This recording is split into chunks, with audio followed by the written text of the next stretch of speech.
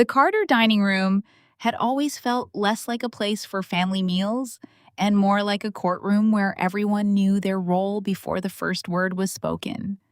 The room was too large for warmth, too polished for comfort, and too quiet for any honest conversation to survive. Crystal chandeliers hung over the long mahogany table, throwing pale gold light across silverware, arranged with military precision. The walls were lined with portraits of dead Carters, men in dark suits and women in pearls, all watching silently as if waiting to judge the living. Rachel Carter sat near the far end of the table, exactly where Margaret Carter preferred her to sit. Close enough to serve, far enough to remember she did not belong. At the head of the table, William Carter rested one thin hand beside his untouched wine glass. He had once filled every room he entered without needing to raise his voice. Even now, at 70, with his shoulders narrower than they had been, and his skin carrying the gray fatigue of illness, there was still something in him that made people wait before speaking. William Carter had built Carter Holdings from a regional manufacturing firm into a company whose name appeared on hospital wings, charity galas, university buildings, and lawsuits quietly settled before they reached court. He looked weak.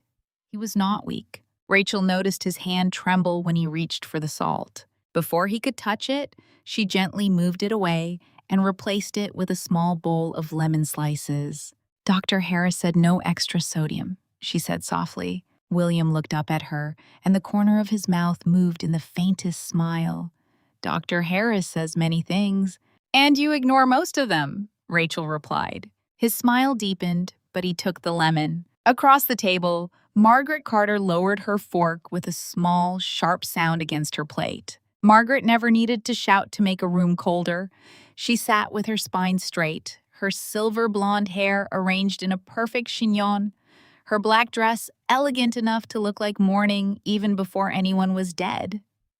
She watched Rachel the way one watched a maid handling expensive china. Not with gratitude, but with suspicion that something might be stolen or broken. How fortunate, Margaret said, that Rachel remembers every instruction from the doctor. Rachel kept her eyes on William's plate. He needs to eat something. He has a wife for that. William did not look at Margaret. My wife has been too busy reminding the room she is my wife. Daniel Carter gave a short, uncomfortable laugh, as if hoping the comment would dissolve into humor before it became an argument. It did not. Daniel sat between his mother and Rachel, though he felt closer to Margaret in every possible way. 38 years old, handsome in the polished, effortless way of men raised with money, Daniel looked like a man born to inherit things he had never truly earned. His suit was expensive, his smile practiced, his phone never far from his hand. Rachel had once thought that smile was warmth. Now she knew it was mostly a curtain. Daniel glanced at his screen again under the table. His thumb moved quickly. Rachel saw only the edge of the message before he turned the phone face down. A name flashed there for half a second. Ashley. Something small tightened in Rachel's chest. Margaret noticed Rachel noticing. Of course she did. Margaret noticed everything that could be used later. Daniel, William said, without lifting his eyes from his plate. Is the company on fire? Daniel straightened. What? You keep staring at your phone as if Carter Holdings may collapse between courses. It's nothing. Then put it away. Daniel's jaw tightened, but he slid the phone into his jacket pocket. Of course. Rachel cut William's food into smaller pieces before he could struggle with the knife. She did it quietly, naturally, without asking permission because she knew asking embarrassed him. William accepted the help because Rachel never made him feel helpless. That was one of the reasons he loved her. Margaret watched the gesture with open distaste. You know, she said, lifting her wine glass, some women have a gift for making ordinary duties look like devotion.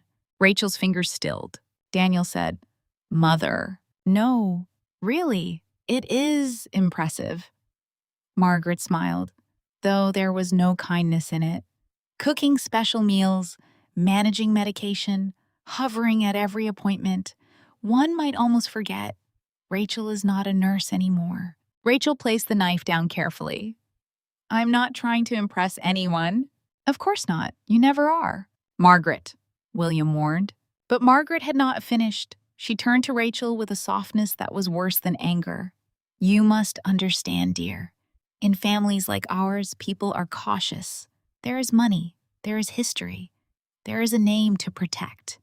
When someone comes from outside that world, especially someone with no family fortune of her own, people ask questions. Rachel felt the familiar humiliation rise hot under her skin. She had heard different versions of the same accusation since the day she married Daniel. Gold digger, social climber, poor girl playing wife in a rich man's house. She had stopped defending herself because Margaret did not want answers. She wanted wounds.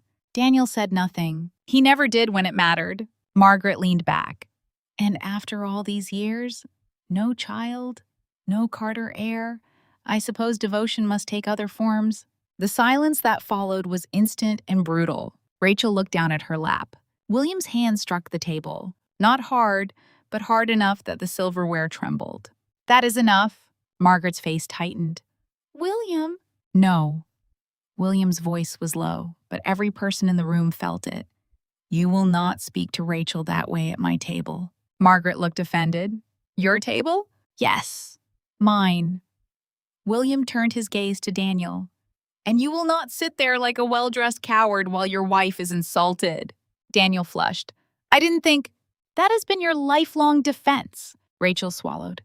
William, please, it's all right. No, it is not. William looked at her then, and the anger in his face softened into something that nearly broke her. In this house, Rachel is the only person who still remembers I take my tea without sugar. She is the only person who knows which pills make me sick if I take them before food. She is the only person who has sat beside me through nights when breathing felt like work. Margaret's eyes glittered. William continued, So if anyone at this table is pretending to be family, Margaret, it is not her. No one moved. For the first time that evening, Rachel felt the old portraits on the wall watching someone else. Daniel reached for his water. His hand shook slightly. Margaret smiled, but her lips had gone pale. How touching. You've grown sentimental. No, William said. I have grown clear. He pushed his plate away. And since clarity is rare in this house, I may as well share the rest of it. Rachel looked up. Something in William's tone changed the air. Daniel noticed it too. Dad? William folded his hands on the table. The tremor was still there, but his eyes were steady. I'm meeting Thomas Green tomorrow morning. Margaret's expression did not change, but Rachel saw the smallest shift in her shoulders. Daniel went very still. William said, There will be changes to my will. The silence became something alive. Margaret set down her glass. What kind of changes? The kind that should have been made years ago. Daniel forced a laugh. Dad, if this is about dinner. This is not about dinner. William looked at his son. This is about Carter Holdings, the family trust, my personal estate, and the unfortunate assumption that blood alone makes someone worthy of inheritance. Rachel felt cold. William, I don't want anything. I know. His voice gentled. That is precisely why I can trust you with what matters. Margaret's face hardened. Excuse me? William ignored her. The controlling shares of Carter Holdings will be placed into a trust. Daniel will not have unilateral authority to sell company assets, liquidate divisions, or transfer funds without oversight. Daniel's chair scraped back an inch. You can't be serious. I'm entirely serious. You're talking about my future. No, Daniel. I am talking about the future of a company you have treated like a personal rescue fund. Daniel went white. Rachel turned to him. What does that mean? Nothing, Daniel snapped. William's eyes did not leave his son. It means your husband has debts he has not told you about. It means certain accounts at Carter Holdings have been used in ways that would interest the board if I chose to involve them tonight. Margaret stood. William, stop this. I should have stopped many things sooner. Rachel felt as though the room had tilted. Daniel had debts, company money, lawyers. She searched his face for denial, but He was looking at his father with a hatred she had never seen before. William turned back to Rachel. If anything happens to me, you will be protected. Legally, financially, completely. I don't need protection from them, Rachel whispered, though she no longer knew if that was true. William's eyes softened. Yes, child, you do. Margaret laughed once. It was a cold sound.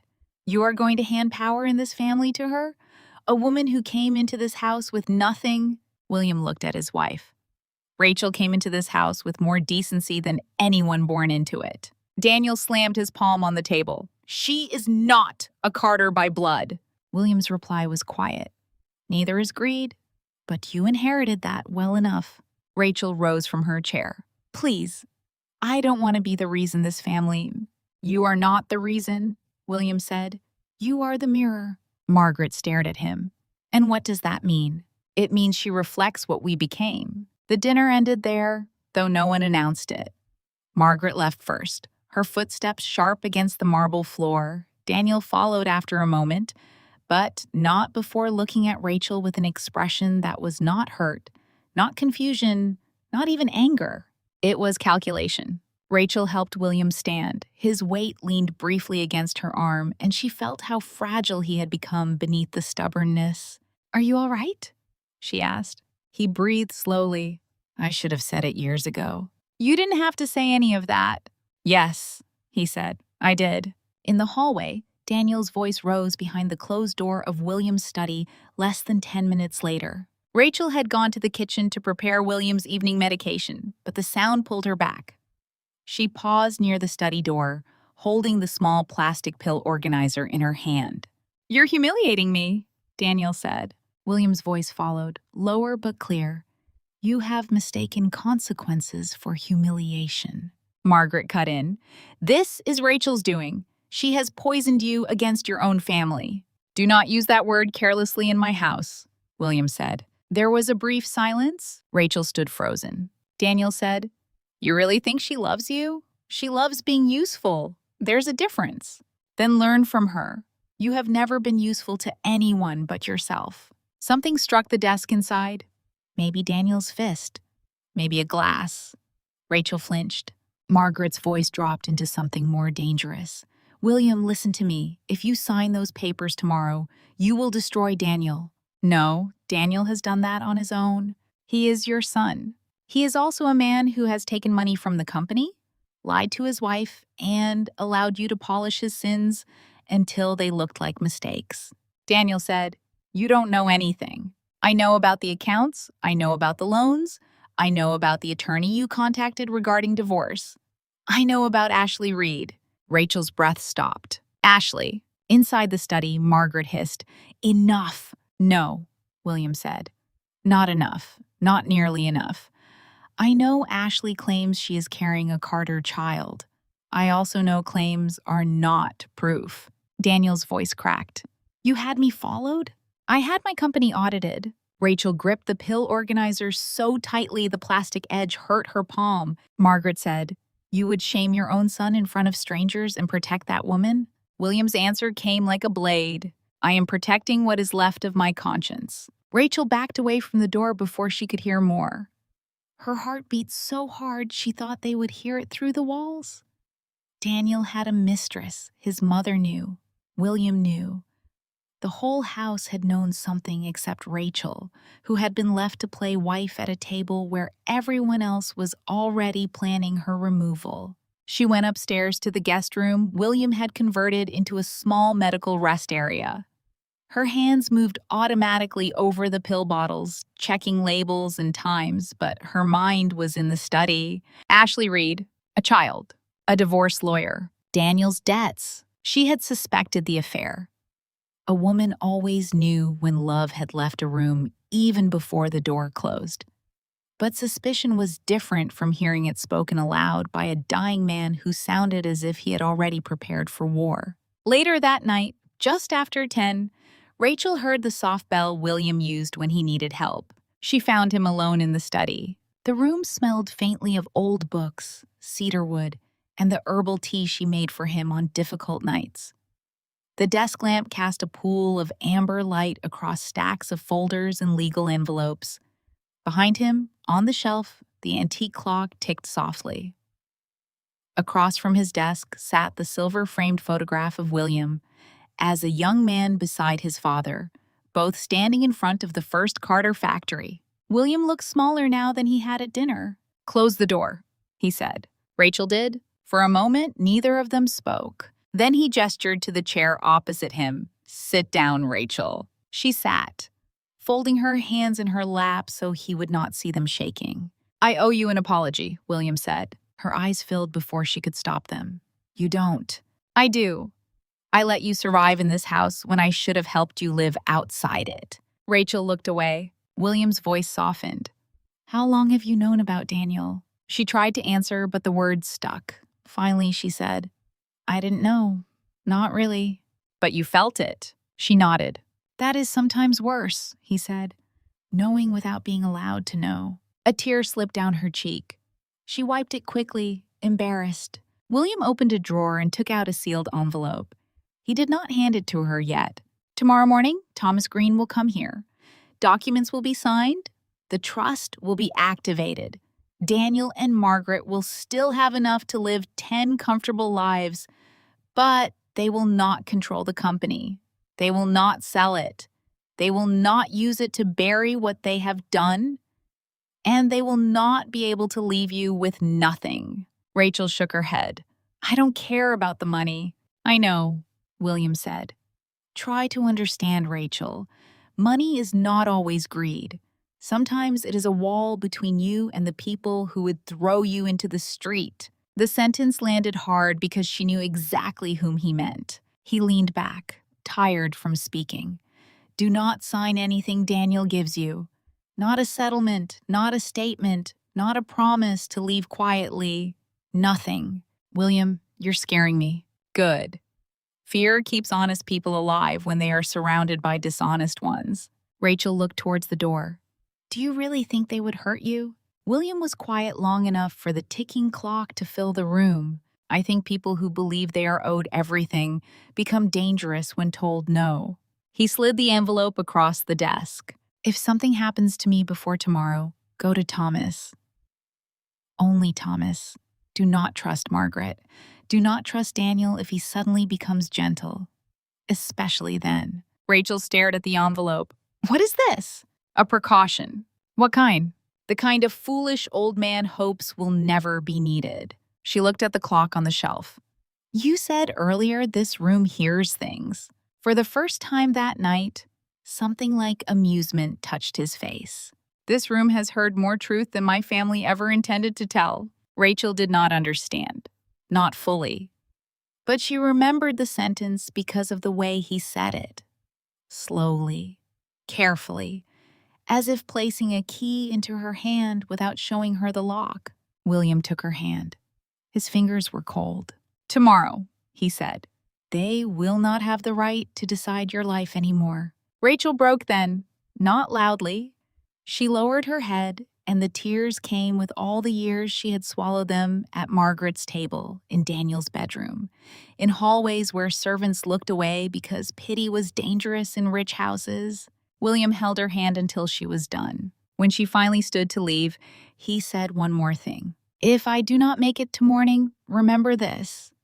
The first thing they destroy will not be the thing that matters." Rachel turned back. "What does that mean?" William only looked at the old photograph across from him. "It means greed is predictable." At 11:30, Rachel prepared his tea. It was part of their routine. Not medicine, just chamomile and warm water, something Dr. Harris approved because it helped William sleep. She used the same white cup with the thin blue rim he preferred. She added no sugar. She placed it on the tray beside his evening pills, checked the schedule twice, and carried it down the hallway. Margaret stood near the staircase when Rachel passed. "You are very devoted tonight," Margaret said. Rachel stopped. She was too tired to pretend. "He asked for tea." "Of course he did." Rachel moved to walk past, but Margaret's voice followed her. "Enjoy being necessary while it lasts." Rachel did not answer. William was still at his desk when she entered. He had closed most of the folders, but one remained open before him. She saw only part of the title before he placed a sheet over it. Trust amendment. You should be in bed, she said. So should half the sinners in this house. Despite everything, she smiled faintly. She set the tea down near his right hand. Drink while it's warm, and take the blue pill after 2 sips, not before. Yes, Nurse Rachel. You say that like an insult, but nurses are the only reason men like you survive long enough to be difficult. He chuckled, then coughed. Rachel moved toward him, but he raised a hand. I'm all right. She did not believe him, but she nodded. At the door, she turned back. Good night, William. He looked at her for a long moment. Good night, my dear. It was the last thing he ever said to her. Rachel woke to a crash. For one suspended second, she did not know where she was. Then another sound followed, a strangled cry, sharp enough to cut through sleep. She threw back the blanket and ran. The hallway lights were on. Daniel came out of the master bedroom at the same time, tying his robe, his face pale but not confused enough. Margaret was already halfway down the hall toward the study.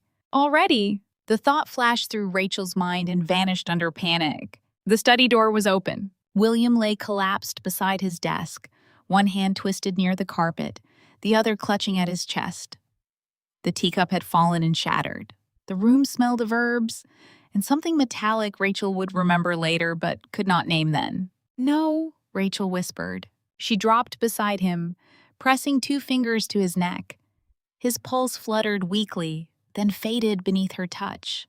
Call 911, she screamed. Daniel stood in the doorway. Daniel! He fumbled with his phone. Margaret let out a sound that might have been grief if Rachel had not seen her eyes first. They were wet, yes, but they were also watching.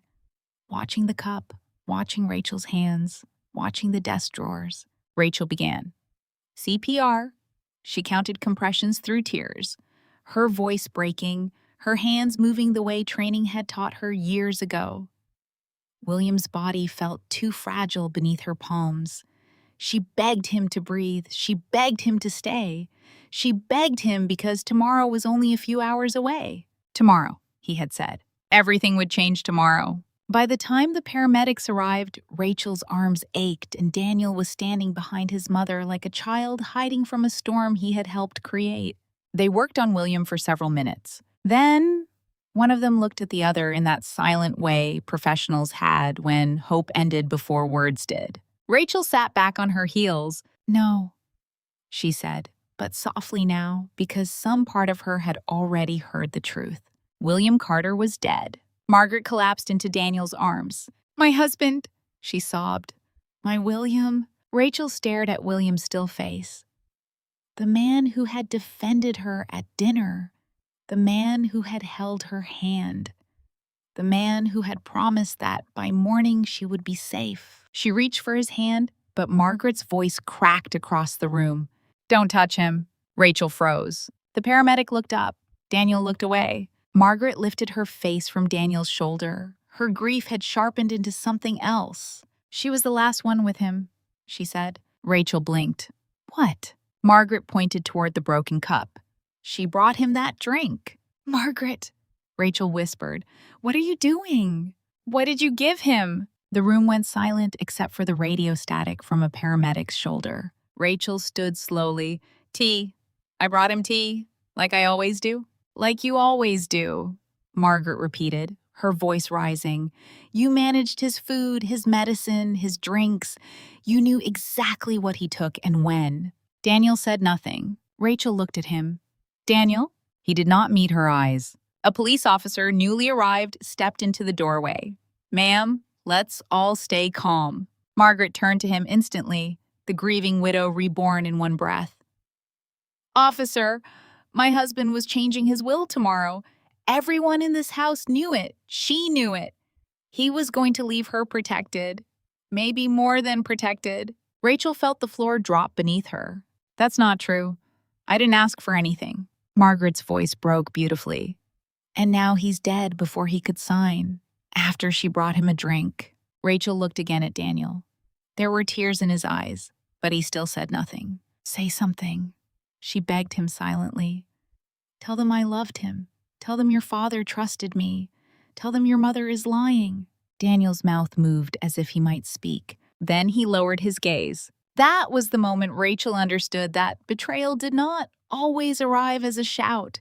Sometimes it arrived as a man staring at the floor while your life burned beside him. The officer asked Rachel to step into the hallway. She did because she was too stunned not to. Behind her, Margaret began sobbing again, louder this time. By dawn, the mansion had become a museum of whispers. Police moved in and out of the study.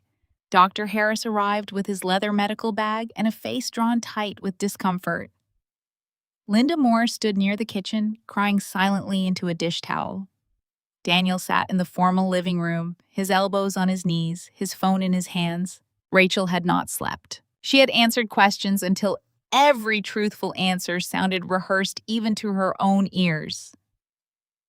Yes, she had brought William tea. Yes, she handled his medication schedule. Yes, she knew he planned to change his will. No, she did not know the exact terms. No, she had not argued with him. No, she had not harmed him. The more she said it, the less anyone seemed to hear. When the police finally allowed her upstairs to change, Rachel remembered the envelope. Her heart jolted. William's study was no longer sealed by an officer. The door stood half open. Rachel glanced down the hallway. No one was there. She slipped inside. The room felt different without him in it. The desk lamp was off. The broken cup had been removed, but a dark stain remained near the rug. Rachel forced herself not to look at it. She went to the drawer where William had kept the folders. Empty. She checked the second drawer. Empty. The legal envelope marked for Thomas Green was gone. Rachel's breathing quickened. She opened the cabinet beneath the shelves, then the side drawer, then the narrow compartment where William kept old fountain pens. Nothing. The trust documents were gone. The draft will was gone. The files William had said would protect her were gone. On the shelf, the antique clock still sat where it always had, ticking softly, but it had been turned slightly to the left. Rachel noticed because William had always kept it angled toward his desk chair. Across from the desk, the silver frame photograph of William and his father remained untouched. Rachel stared at the clock, then at the photograph. The first thing they destroy will not be the thing that matters. A floorboard creaked behind her. Rachel turned. Margaret stood in this doorway in a black silk robe, her face pale, her eyes dry. For a moment, neither woman spoke. Then Margaret smiled. It was small, almost private. "What are you looking for, Rachel?" Rachel's hand tightened around the drawer handle. Margaret stepped into the study. "The will?" Rachel said nothing. "The trust papers?" Margaret tilted her head. "Or perhaps some touching final note from William promising to save you." Rachel's throat went dry. "Where are they?" Margaret's smile vanished. In its place came something cold enough to feel honest. "You poor, stupid girl," she said. "Did you really think because an old man pitied you, you could take what belongs to this family? I never wanted anything from you. No, you wanted him." Margaret's voice lowered. "His trust, his sympathy, his protection. You wanted to stand beside him and make the rest of us look cruel. You did that yourself." Margaret's eyes flashed. Then she looked past Rachel toward the empty desk and said, loudly enough for the hallway to hear, "Daniel!" Rachel's blood turned cold. Daniel appeared a moment later, still in the clothes from the night before. Margaret pointed at Rachel. "I found her going through your father's study." Daniel looked at Rachel. Something like regret moved across his face. But it was weak and useless. Rachel took a step toward him. "William told me to find Thomas if something happened. The papers are missing." Daniel's eyes flicked to his mother. Just once. It was enough. Rachel saw it. Margaret saw that she saw it. Then Margaret walked closer, stopping only inches away. "Tell me, Rachel," she whispered. "Were you hoping to find the will you killed him for?" The words struck harder than a slap. Daniel did not correct her. The clock kept ticking behind them, and Rachel finally understood that William Carter's death had not ended the war inside that house. It had started it. By the time the sun rose over the Carter estate, Rachel had learned that grief did not always arrive as tears. Sometimes grief arrived as a police officer asking you the same question for the fourth time. Sometimes it arrived as your husband standing 10 feet away and refusing to look at you. Sometimes it arrived as the woman who had hated you for years whispering the word murder without saying it loudly enough to be accused of cruelty. William Carter had been dead for less than 8 hours, and already the house had begun rearranging itself around the lie. The study was closed off again by mid-morning. The staff moved like shadows, careful not to speak unless spoken to. Linda Moore would not meet Rachel's eyes for more than a second at a time. Dr. Harris left with a face so pale he seemed older than he had the night before. Daniel stayed near Margaret, offering his mother water, a chair, his arm, everything he had not offered Rachel. Rachel sat alone in the formal sitting room, still wearing the clothes she had put on after being allowed upstairs. A gray sweater, black pants. Nothing appropriate for mourning, because mourning required space, and no one had given her any. Across the room, Margaret spoke in a low voice to the first relatives who arrived. Rachel heard fragments. Such a shock. Right before the documents. She was with him last. Of course, we must let the authorities do their work. Every sentence was wrapped in grief and sharpened into accusation. By afternoon, the Carter mansion was full of people, cousins Rachel barely knew, board members who called William a legend while checking their phones, neighbors from behind other gates, women in pearl earrings who hugged Margaret as if she had been widowed by an act of God and not a death she was already using as a weapon. Rachel tried once to approach Daniel. He was standing near the staircase, speaking with a man from the company's legal department. His eyes flicked to her, then away. The movement was small, but it told her everything. Still, she walked toward him. "Daniel," she said. The man beside him excused himself quickly, sensing something private and dangerous. Daniel rubbed a hand over his face. "Not now." "Then when?" "My father just died." "I know. I was there trying to save him while your mother accused me of killing him." His jaw tightened. "Keep your voice down." Rachel almost laughed. Not because anything was funny, but because something inside her was beginning to crack in places she had kept sealed for years. "Your mother told the police I had a motive?" "She's grieving." "She said I poisoned him with the tea." "She did not use that word." "She didn't have to." Daniel looked towards the hall, where Margaret stood surrounded by relatives, one hand pressed dramatically to her chest. Then he lowered his voice. "Rachel, you need to understand how this looks." She stared at him. "How it looks?" "You were the last one to bring him something. You managed his medicine. You knew about the will." "You knew I loved him." Daniel closed his eyes briefly. Rachel stepped closer. "Say it." "Say what?" "Say you know I didn't hurt your father." He did not answer. The silence was worse this time because there was no shock left to hide behind. No dead body on the floor, no paramedics, no confusion. He had had hours to decide where he stood, and he had chosen. Rachel nodded slowly. "You do know." Daniel's face twisted. Not with guilt exactly, but with frustration that guilt had become inconvenient. Knowing something and proving it are not the same. "I'm not asking you to prove it. I'm asking you to stand beside me. I can't go against my mother right now." "Because she's grieving?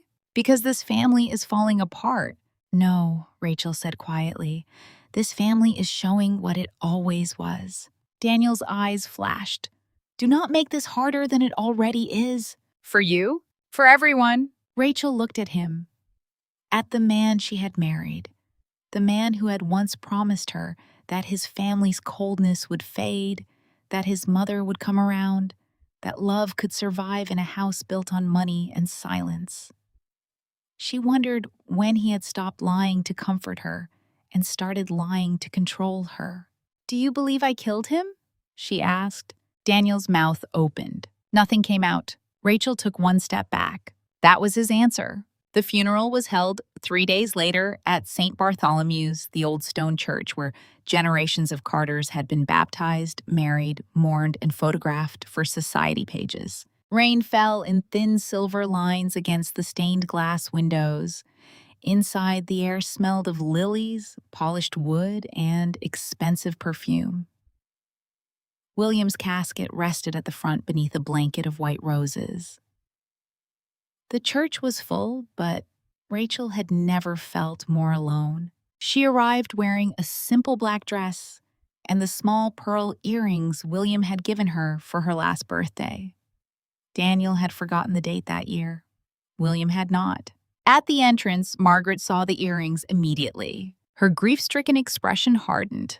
"Take them off," she said. Rachel blinked. "What?" "Those were from William." "Yes. You have no right to wear them today." Rachel felt several heads turn. Daniel stood beside his mother. He looked exhausted, but exhaustion was not innocence. Rachel touched one earring. "He gave them to me." Margaret stepped closer. Her voice was soft enough to sound wounded to anyone listening. "And now he is dead. Have some shame." Daniel murmured, "Rachel, please, don't cause a scene." The humiliation was precise, public, designed. Rachel removed the earrings. She held them in her palm like two small bones. Margaret turned away, satisfied. During the service, Rachel was not seated in the front pew with the family. Margaret had arranged the seating with surgical cruelty. Daniel sat beside his mother. Behind them sat blood relatives, then business associates, then old family friends. Rachel was placed near the aisle in the third row, close enough for everyone to see she had been demoted, far enough to make the message clear. She listened as men praised William's vision, his discipline, his loyalty to family. Rachel nearly choked on that last word. When Margaret rose to speak, the church fell silent. She looked fragile beneath her black veil. For a moment, even Rachel could see why people believed her. Margaret's performance was flawless because it had been practiced for a lifetime. She knew how to make pain elegant. "William was a man who believed in trust," Margaret began, her voice trembling.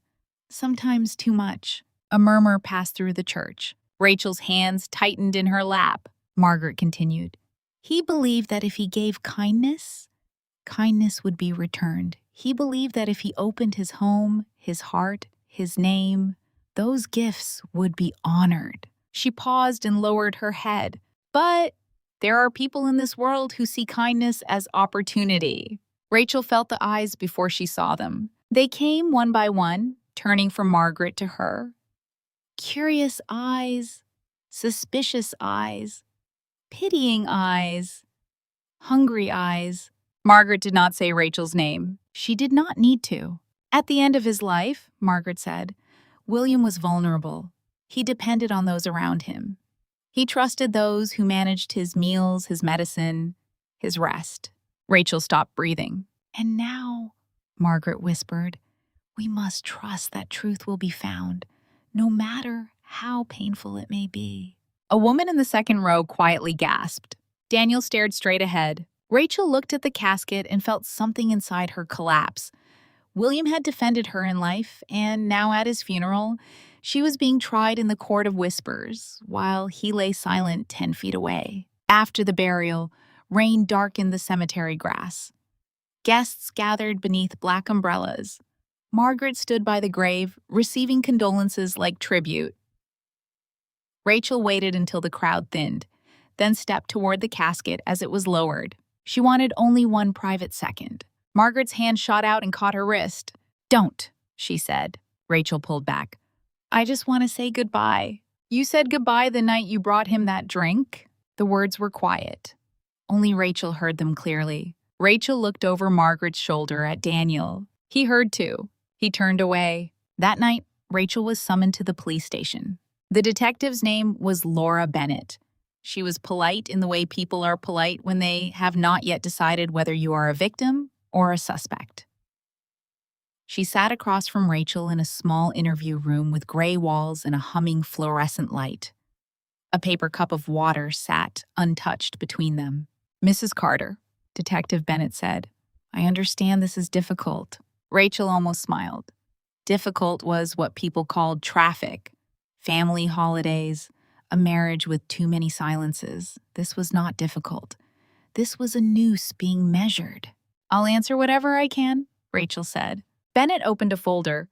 "You were responsible for Mr. Carter's medication schedule?" "I helped manage it, yes. Dr. Harris prepared the instructions. I followed them." You prepared his food? Sometimes. His drinks? Yes, including the tea on the night he died. Yes. And you were aware that Mr. Carter planned to make changes to his will the next morning? Rachel swallowed. He told the family at dinner. Did he tell you what those changes were? Not fully. Did he indicate you would benefit? Rachel looked down at her hands. He said I would be protected. Protected from whom? Rachel hesitated. Detective Bennett noticed. Mrs. Carter? From his family, Rachel said. The detective wrote something down. Rachel's chest tightened. That sounds worse than it was. Just answer honestly. I am. Bennett turned a page.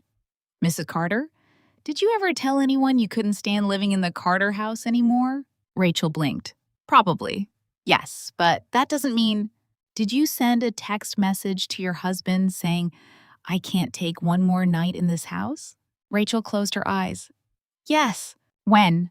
I don't remember. Weeks ago, maybe. What was the context? Margaret had humiliated me at a charity dinner. Daniel left me there and went home with his mother. I texted him because I was upset. Bennett watched her. Margaret Carter gave us that message. Of course she had. Rachel leaned forward.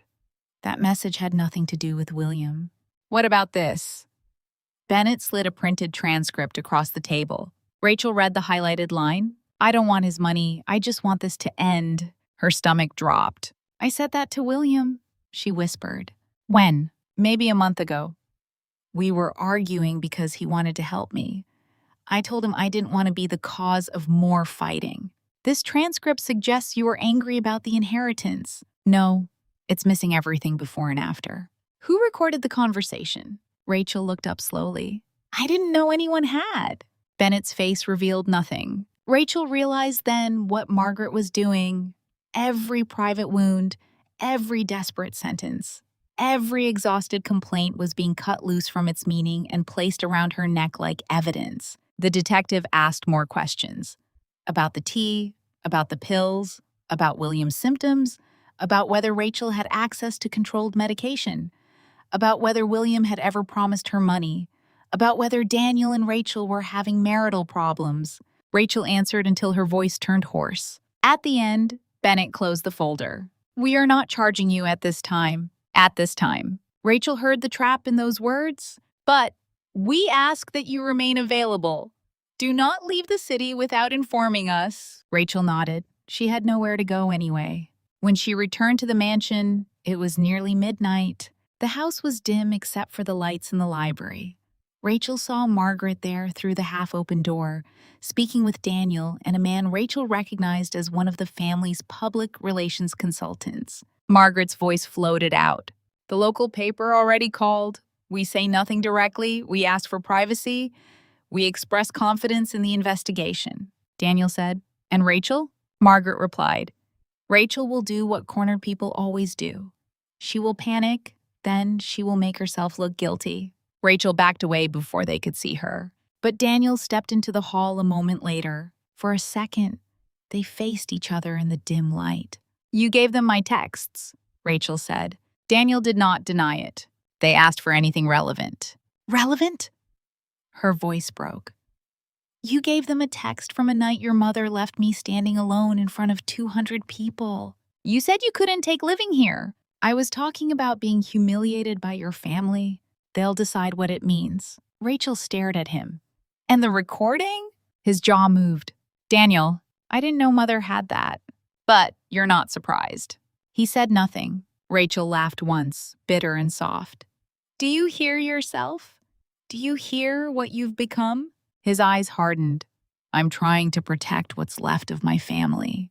I was your family. Daniel looked away. No, she whispered. I was your wife. There's a difference, isn't there? The next afternoon, Rachel saw Ashley Reed in person for the first time. It happened in the parking lot behind the funeral home, where Rachel had gone to collect a small box of William's personal items the director said had been left there by mistake. She saw Daniel's car before she saw Daniel. A sleek black sedan parked near the rear exit. Then Ashley stepped into view. She was beautiful in a way that looked expensive, even from a distance. Tall, glossy dark hair, cream coat, red nails. She touched Daniel's arm with an intimacy that made Rachel's stomach turn. Daniel did not pull away. He leaned toward her, speaking quickly. Rachel stopped behind a brick column. "I can't keep waiting," Ashley said. Daniel glanced around. "This is not the time." "It never is with you. My father just died." "And your wife is still in the way." Rachel's fingers went numb. Daniel lowered his voice, but Rachel heard enough. "Everything changed when he died before signing. We have to be careful." Ashley placed a hand on her stomach. "Your mother said once the will is handled, I won't have to hide anymore." Daniel exhaled sharply. "My mother says a lot of things. She also said the baby changes everything." Rachel pressed a hand to the brick wall to steady herself. "The baby." "So it was true. Or at least they wanted it to be true." Ashley continued. "I am not going to be some secret while Rachel plays grieving daughter-in-law." Daniel's mouth twisted. "Rachel won't be playing anything for long." The words were quiet. They were also colder than the rain. Rachel stepped out before she could stop herself. Daniel saw her first. His face emptied. Ashley turned slowly, assessing Rachel from head to toe. There was no shame in her expression, only irritation at being interrupted. Rachel looked at Daniel. "How long?" "Rachel, how long?" Ashley tilted her head. "You didn't tell her?" Daniel snapped. "Stay out of this." Rachel laughed, stunned. "That's rich." Ashley's hand remained on her stomach. Margaret's words from dinner returned like a knife. Some women at least know how to give a family a grandchild. Rachel looked from Ashley's hand to Daniel's face. "Your mother knows." Daniel said nothing. Rachel nodded. "Of course she does." Ashley smiled faintly. "I'm sorry you had to find out like this." "No, you're not." "No," Ashley admitted. "I'm not." Daniel stepped between them. "Rachel, go home." "Home?" Rachel repeated. "Which home? The one where your mother is building a murder case against me? Or the one where you're planning to replace me?" His eyes flashed. "Do not make a scene." That sentence again. The anthem of cowards. Rachel turned and walked away before she did something that Margaret could package into another piece of evidence. When she returned to the mansion, her suitcases were in the front hall. For a moment, Rachel thought she was imagining them. 2 suitcases, a canvas bag, her winter coat folded over the top, a few shoes placed carelessly beside them. Her life reduced to luggage beneath a chandelier. Margaret stood at the bottom of the staircase, dressed in black cashmere. Linda hovered near the kitchen entrance, pale and frightened. "What is this?" Rachel asked. Margaret clasped her hands. "You cannot stay here." Rachel looked at Daniel, who stood halfway up the stairs. "Daniel." He looked exhausted. "Maybe it's best for now." "Best for whom?" "For everyone." Margaret stepped forward. "This house is grieving. Your presence is upsetting the family." "I am family." "No," Margaret said. "You are a suspect." Linda gasped softly. Rachel looked at Daniel. "Say something?" He did, but not the words she needed. "You should go somewhere for a few days," he said, "until the investigation clears things up." "And if it doesn't?" He looked away. Margaret's mouth curved. Rachel felt the room spin, then steady. Something inside her had been breaking for days, but now the pieces were settling into a shape she recognized. Rage. Quiet, clean rage. She walked to the suitcases and picked up the canvas bag. Linda took one hesitant step forward. "Mrs. Carter?" Margaret snapped. "Linda." Linda stopped. Rachel met the older woman's eyes. For a second, Linda looked as if she wanted to speak, as if she knew something, as if fear had both hands around her throat. Then she lowered her gaze. Rachel understood. The Carter house did not just ruin outsiders, it trained everyone inside it to survive by silence. At the door, Rachel turned back. William's portrait hung above the staircase. His painted eyes looked down over the hall where his daughter-in-law was being thrown out before his body was cold. Margaret followed Rachel's gaze. "William is gone," she said softly. "You should start understanding what that means." Rachel looked at her. "I do," she said. "It means you can't hide behind him anymore either." Margaret's face changed for one brief second.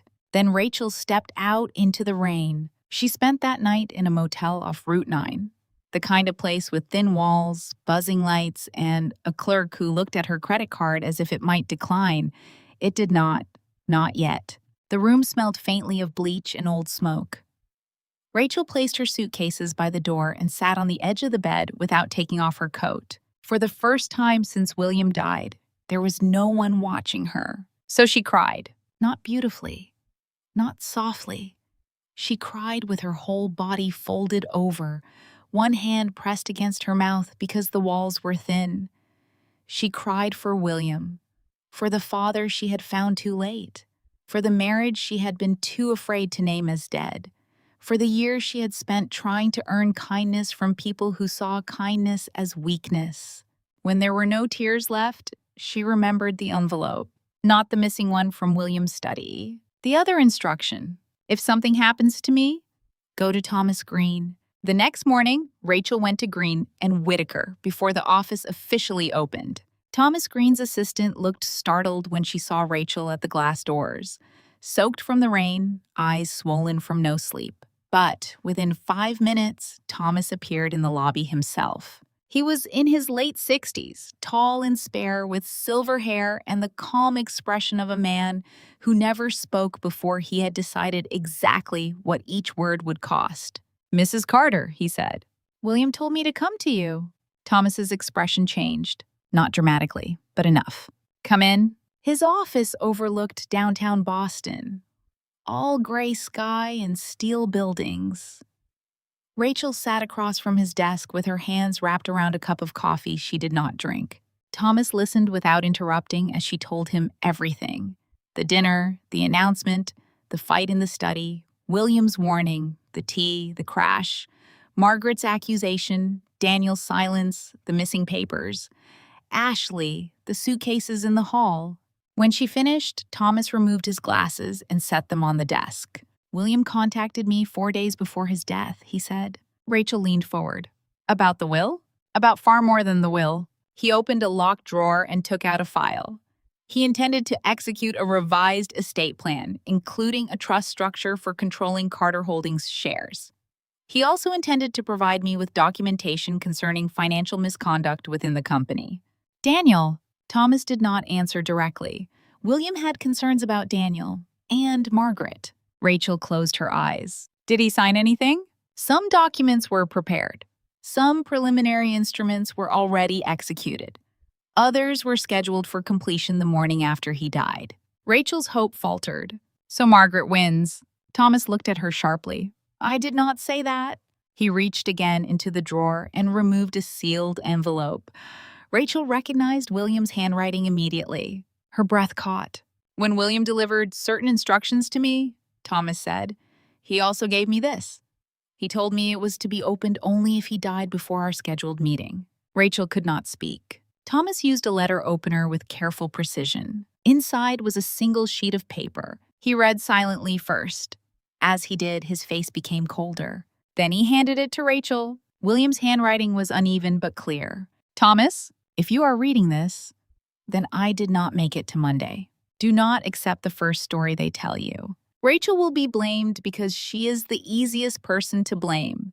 She handled my care. She trusted too much. She still believes Daniel has a conscience. He does not. Margaret will look for the clock first. Let her. The thing that matters is still watching. Protect Rachel long enough for the truth to be heard.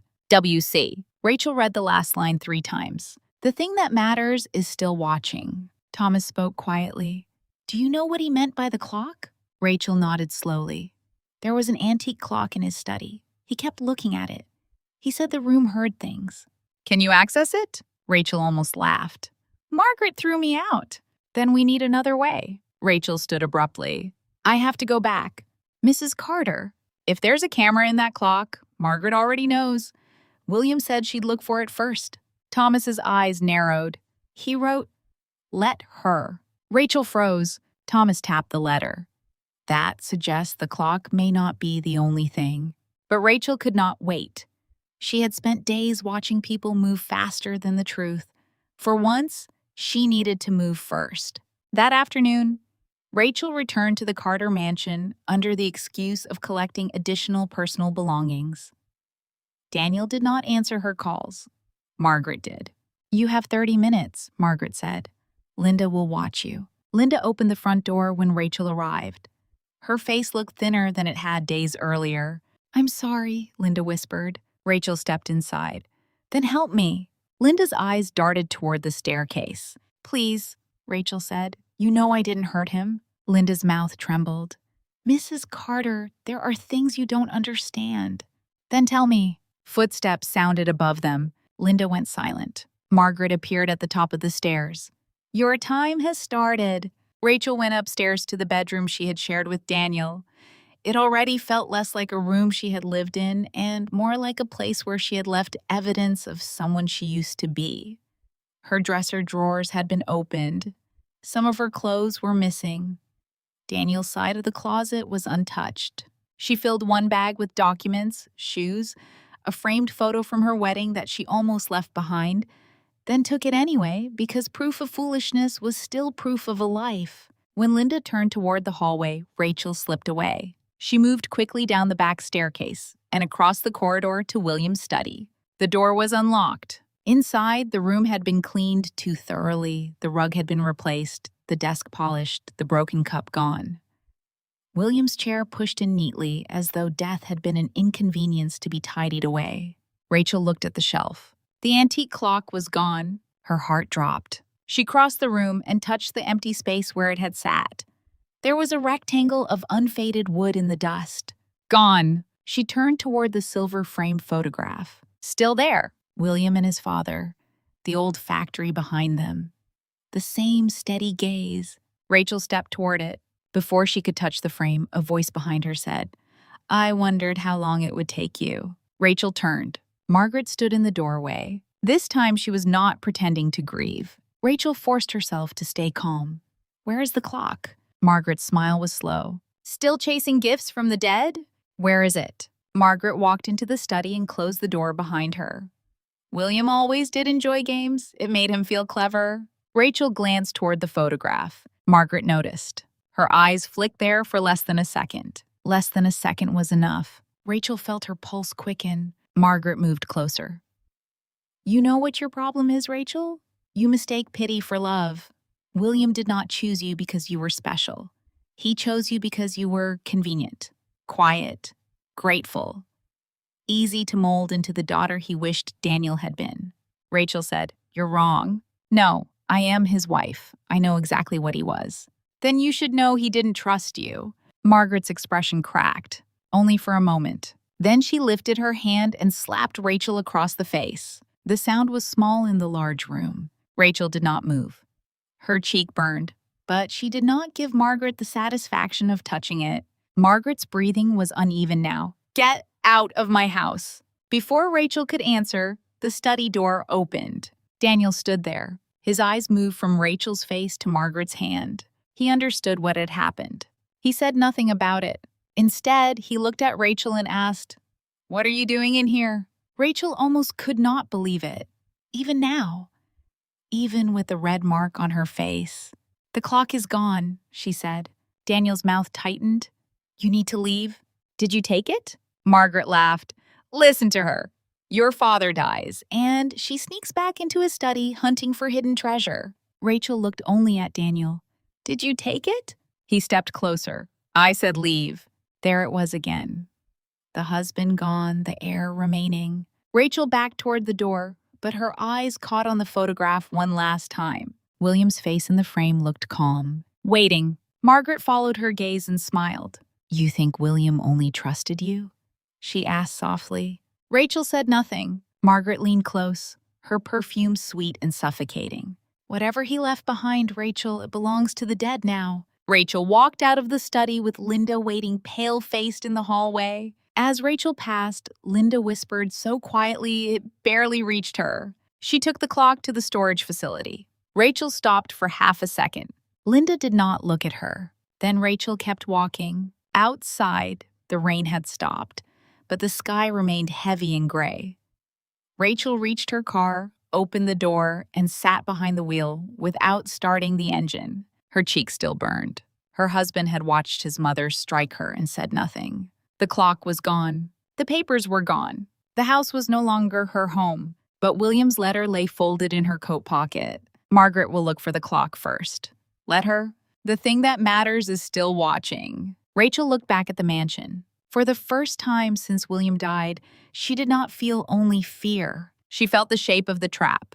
And somewhere inside that house, behind polished wood and old money and Margaret Carter's perfect lies, something was still watching. The motel room had become a waiting cell with floral curtains. Rachel had chosen it because it was cheap, close to Thomas Green's office, and far enough from the Carter estate that she did not have to see the black iron gates every time she closed her eyes. But distance did nothing to silence the house. It followed her everywhere, in the smell of Margaret's perfume still clinging to her coat, in the sting on her cheek where Margaret had struck her, in the ticking sound her mind kept inventing whenever the room grew too quiet. The antique clock was gone. The words circled inside her head all night. Gone did not mean destroyed. Not necessarily. Linda had whispered that Margaret had taken it to a storage facility. That meant the clock still existed somewhere. Maybe damaged, maybe emptied, maybe waiting in some concrete unit among old furniture and Carter family secrets. But William's letter had warned her. Margaret will look for the clock first. Let her. The thing that matters is still watching. Rachel sat at the small motel desk with the letter unfolded in front of her. She had read it so many times that the creases were beginning to weaken. William's handwriting, usually firm and elegant, trembled slightly across the page. The tremor hurt her more than anything. It reminded her that he had written it as a sick man who knew he might not survive the night, and still he had spent his last strength thinking about her. Not Daniel, not Margaret, her. Rain streaked the window. Beyond the glass, traffic moved along the highway in a blur of headlights. The television was on mute, but Rachel had stopped watching because her own face had appeared on the local news 20 minutes earlier. Not a mugshot. Not yet. A photograph from a Carter Foundation gala 3 years ago. Rachel standing beside Daniel, smiling too hard in a navy dress Margaret had once called almost appropriate. The caption beneath the image read, "Daughter-in-law questioned after businessman's sudden death." The reporter's mouth moved silently on screen. Rachel did not need volume to know the story. William Carter. Sudden death. Revised will. Family tensions. Caregiver, daughter-in-law. Investigation ongoing. They did not say murder. They did not have to. Rachel turned off the television. Her phone had not stopped vibrating since the story aired. Old colleagues. Unknown numbers.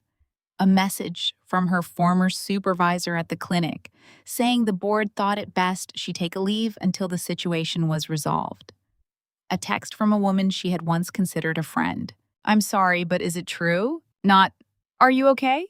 Not, "I know you didn't do this." "Is it true?" Rachel placed the phone face down. For years, Margaret had told her she did not belong in the Carter family.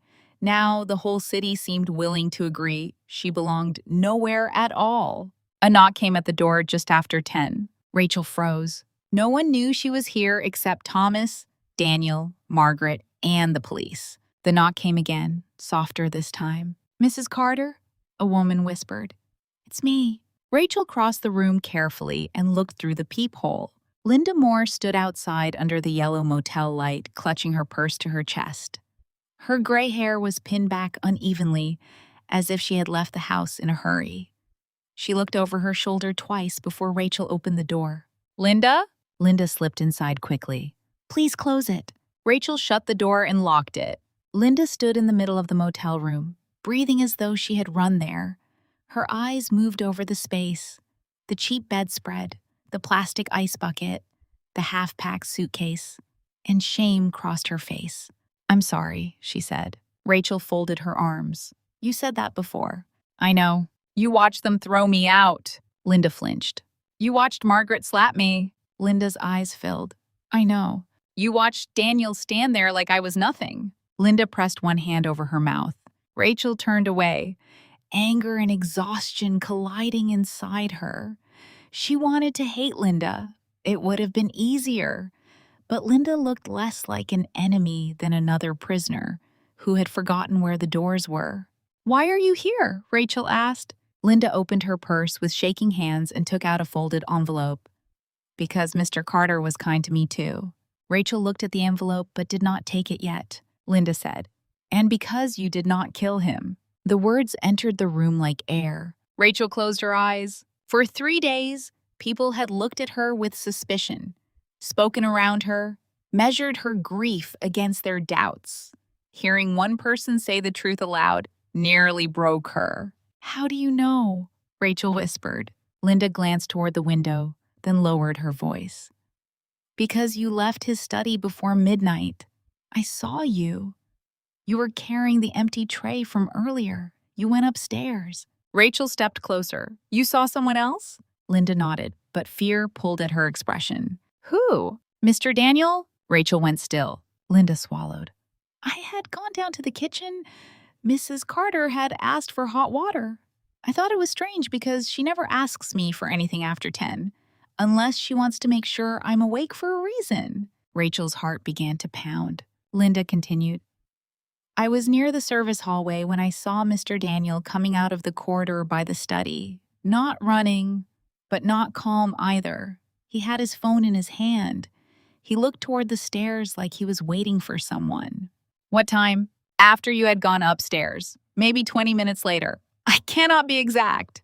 "Did you tell the police?" Linda's face crumpled. "Mrs. Carter told me not to say anything unless I wanted them to know about the missing silver." Rachel stared at her. "What missing silver?" "There is none." Linda's voice broke. "But she said there would be if I opened my mouth.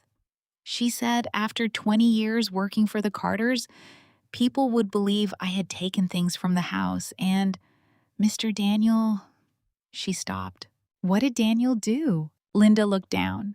"He said no one would hire a thief, not at my age." The cruelty of it was so familiar that Rachel felt sick. Margaret threatened like royalty. Daniel threatened like a businessman. Clean, practical, devastating. Rachel took the envelope from Linda. Inside was a small printed receipt. "Storage facility?" Rachel asked. Linda nodded. "I found it in the trash in Mrs. Carter's dressing room. She had torn it once, but not enough. I taped it." Rachel unfolded the receipt carefully. The top read, "Beacon Hill Private Storage, Unit 214. The date was the morning after William died. Rachel's hand tightened. "The clock. I saw them wrap it," Linda whispered. "Mrs. Carter told one of the drivers to take it there. She said it was too painful to look at." Rachel almost laughed. "Margaret doesn't find evidence painful." "No?" Linda looked toward the dark motel window. "She finds it inconvenient." Rachel placed the receipt beside William's letter. "Will you testify?" she asked. Linda's fear returned instantly. "I don't know." "Linda, I have worked for that family since Daniel was 16. I have no savings beyond what they paid me. My sister lives in assisted care. Mrs. Carter knows everything about everyone who works for her." Rachel softened despite herself.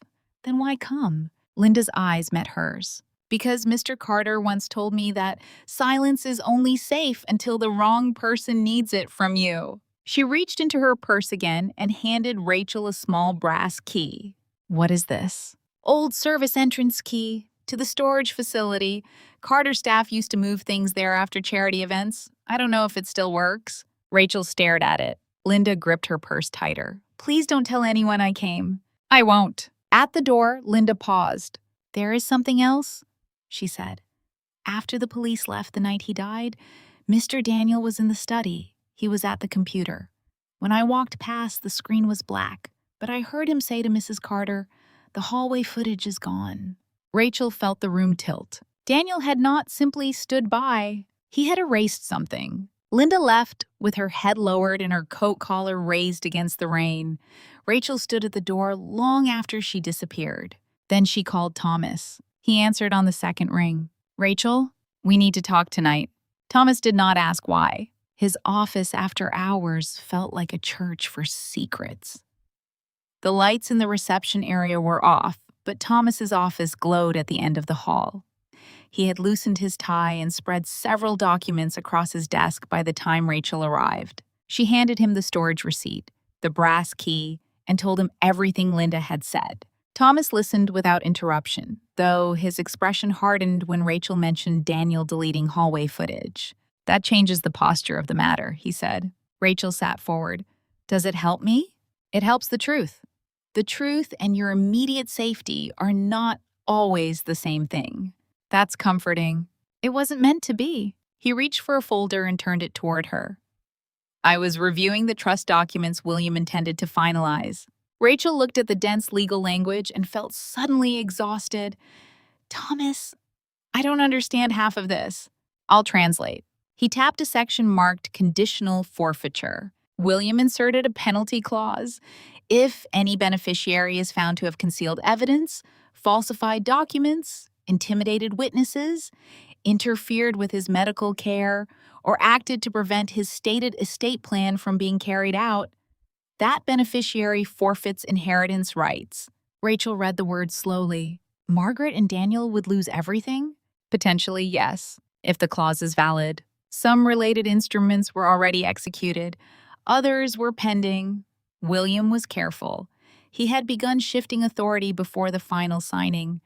Margaret may believe everything depends on the missing will, but she may be wrong. Rachel sat back. So that's why they were desperate. Thomas nodded. If William lived long enough to complete the trust structure and deliver the financial records to the board, Daniel would face more than embarrassment. He could face civil claims, possibly criminal exposure. Rachel looked up sharply. For what? Thomas opened another folder. Inside were bank statements, transfer records, corporate memos, and handwritten notes in William's familiar script. William suspected Daniel had been moving company funds through a consulting entity connected to a failed investment venture. Rachel frowned. Daniel told me Carter Holdings was doing fine. Carter Holdings is doing fine. Daniel is not. Thomas slid one document across the desk. This transfer went to a shell company. From there, funds appear to have gone toward private debt obligations. Rachel stared at Daniel's signature. The man who had complained when she bought generic cereal instead of the imported brand had been stealing from his own company. How much? She asked. Thomas hesitated. How much, Thomas? At least $8 million that William had documented. Possibly more. Rachel covered her mouth. $8 million. Daniel had sat across from her at dinner, angry that his father wanted to protect her, while hiding a hole large enough to swallow the company's reputation. And Margaret knew? Thomas's face gave the answer before he did. William believed she did. Rachel remembered Margaret's voice through the study door. If you sign those papers tomorrow, you will destroy Daniel. Not protect him, not hurt him. Destroy him, Rachel whispered. They needed him dead before he could expose them. Thomas looked at William's documents. William certainly feared that possibility. And he still stayed in that house. He was not running from his own name. No, Rachel said bitterly. He left me to run from it. Thomas did not defend him. That oddly made Rachel respect him more. After a moment, he said, There is another matter. Rachel closed her eyes. Ashley? Thomas's expression remained controlled, but she saw recognition. William mentioned her in his notes. Daniel's mistress. Yes. She says she's pregnant. So Margaret believes. Rachel looked at him. You think she's lying? I think William doubted the certainty of the claim. He had not yet confirmed anything. Rachel laughed softly. Of course. Even Daniel's affair has paperwork. Thomas allowed the smallest grim smile. In families like the Carters, betrayal usually comes with documentation. Rachel left Thomas's office near midnight with copies of some records, instructions not to contact Daniel, and a warning not to go to the storage facility alone. She ignored only the last part. Not immediately. First, she went to see Ashley. Ashley Reed lived in a luxury apartment building near the river, the kind with a glass lobby and a doorman who looked at Rachel's motel coat as if it might stain the marble. Rachel waited outside until Ashley emerged just after 9 the next morning, wearing oversized sunglasses and a cream coat. Ashley saw her and stopped. You look terrible, Ashley said. Rachel stepped into her path. We need to talk. I don't think we do. You were comfortable talking to my husband behind a funeral home. Ashley's smile thinned. That was private. So was my marriage. Ashley removed her sunglasses slowly. Your marriage was over before I arrived. Rachel absorbed the blow without flinching. Maybe. But William was alive before Margaret and Daniel needed him gone. Ashley's face changed, just barely. There it is, Rachel said. You do know something. I know Daniel's father was sick. Everyone knows that. William was going to block Daniel from controlling the company. Ashley looked away. Rachel continued. He was also going to expose the missing money. Did Daniel tell you that? Or did he only tell you to wait until the will was handled? Ashley's lips pressed together. You don't understand anything, she said. Then explain it. Ashley glanced toward the building, as if deciding whether to retreat into security and polished glass. Instead, she stepped closer. Daniel promised me a life, she said. Not hotel rooms, not secret dinners. A life. He said Rachel would be taken care of, that the divorce would be quiet, that once his father stopped interfering, Rachel repeated. Ashley realized too late what she had said. That's not what I meant. It's exactly what you meant. Ashley's expression hardened. You want to act wounded, but don't pretend you were some great love. Daniel stayed with you because leaving before the inheritance would be messy. The words should have hurt more than they did. Maybe Rachel had been bleeding too long to feel every cut. And the baby? Rachel asked. Ashley's hand went instinctively to her stomach. Rachel watched the gesture. Is it Daniel's? Ashley's eyes flashed. Careful. That's not an answer. It's none of your business. If Margaret is using that baby to replace me, it became my business. Ashley laughed. Margaret doesn't care about me. She cares about blood, about optics, about having something to parade in front of William while he played savior to you. Did she promise you money? Ashley said nothing.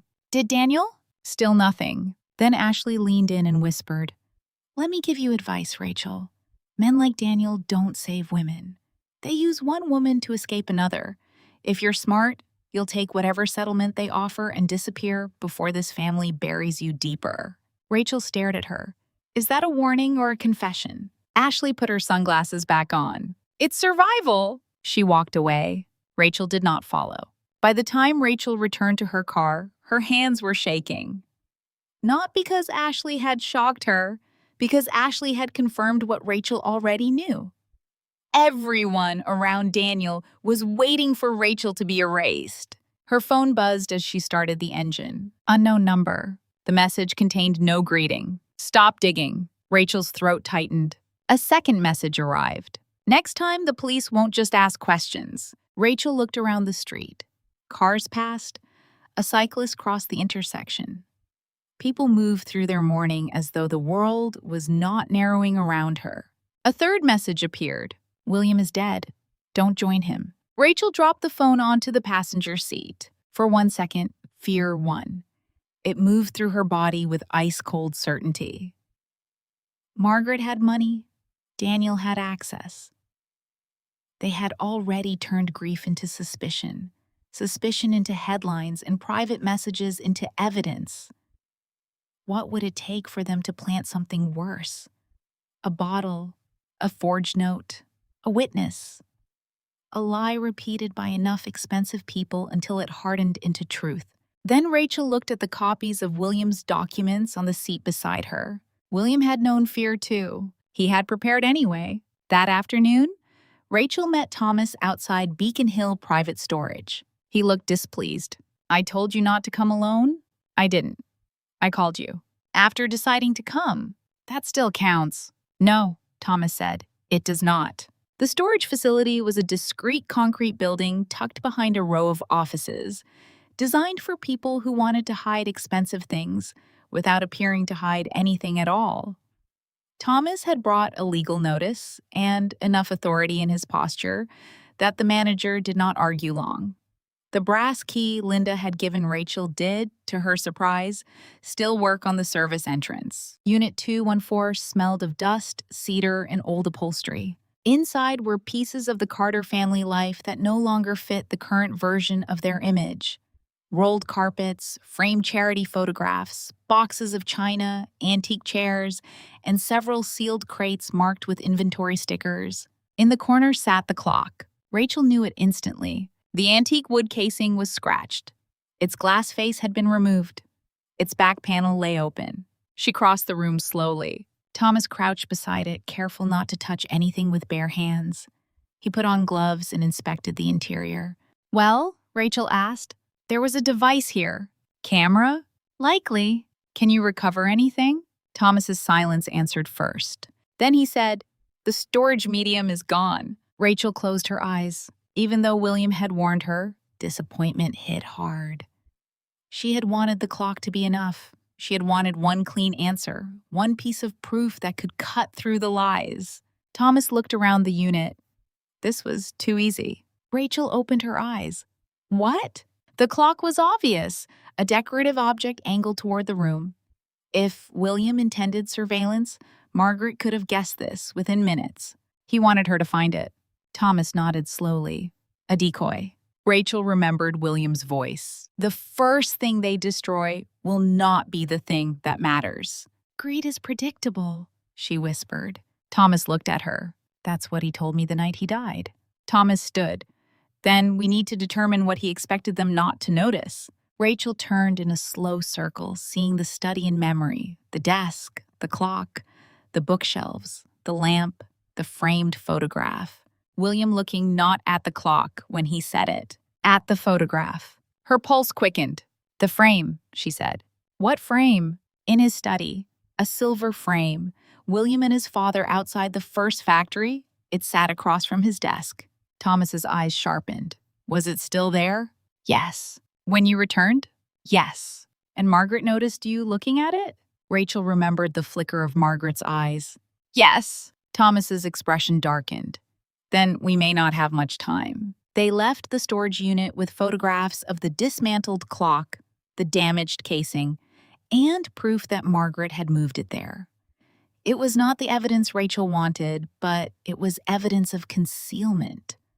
Evidence that Margaret had removed something from William's study after his death. On the drive back, Thomas called his office and asked his assistant to search William's digital archives for any self-addressed emails, delayed messages, or references to Monday. Rachel sat beside him in silence until Thomas's phone rang 20 minutes later. He answered on speaker. His assistant's voice came through, tense with discovery. "Mr. Green, I found something in the encrypted folder. It's an email Mr. Carter sent to himself 2 days before he died." Thomas glanced at Rachel. The subject: "If I don't make it to Monday." Rachel's heart stopped. Thomas pulled into a parking lot before opening the forwarded message on his tablet. Rachel leaned over the screen. The email was short. "Thomas, if this reaches you after I am gone, remember that people like Margaret do not destroy everything. They destroy what they can understand. The clock is for them. The second camera is in the frame facing my desk. If Rachel is alive and still fighting, tell her I am sorry I could not protect her while breathing." "Do you see?" Rachel covered her mouth. For a moment, she could not see the screen through tears. Not because of the camera, because of the line. If Rachel is alive and still fighting, William had known exactly what they would do to her. He had known she would have to fight her way through grief, suspicion, humiliation, and betrayal just to reach the truth he had hidden for her. Thomas closed the tablet slowly. "We need that frame," Rachel said. "Yes." "It's in the Carter house." "Yes." "And Margaret may already know."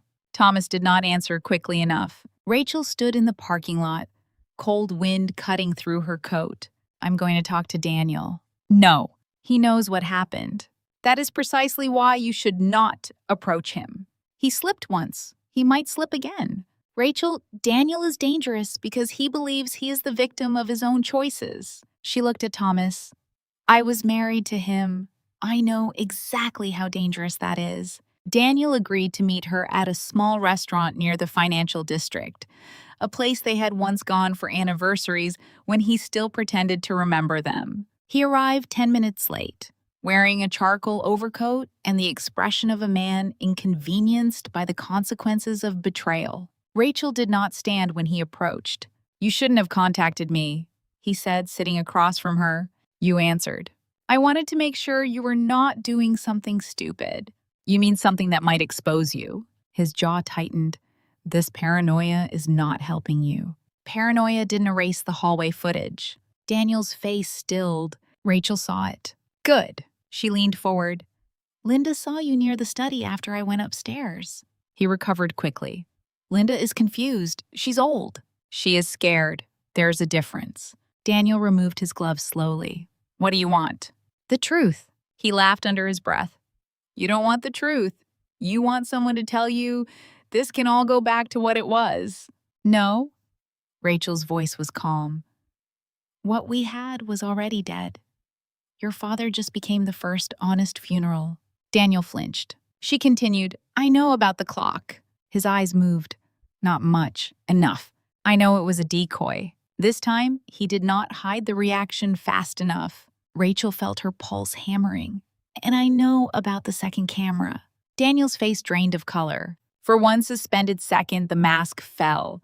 Rachel saw fear, real fear, not grief, not outrage. Fear. Then he reached across the table and took her hand. The touch disgusted her more than she expected. Rachel, he said softly, using the voice he used when apologizing without changing. You need to stop. She looked at his hand on hers. Why? Because you are in over your head. With your mother? With all of it. Did she go into the study after I left? His grip tightened. Don't ask questions you can't survive the answers to. Rachel pulled her hand back. That sounds like a yes. Daniel looked around the restaurant, lowering his voice. Listen to me. I can help you. You can help me? Yes. Leave Boston for a while. I'll arrange money. Enough for you to start over. I can convince Mother to stop pushing. The investigation will cool down. People will move on. Rachel stared at him. There was a time when she would have heard concern in that offer. Now she heard disposal. You want to pay me to disappear? I want you alive. No? You want me quiet? Daniel's eyes flashed. You don't understand what's at stake.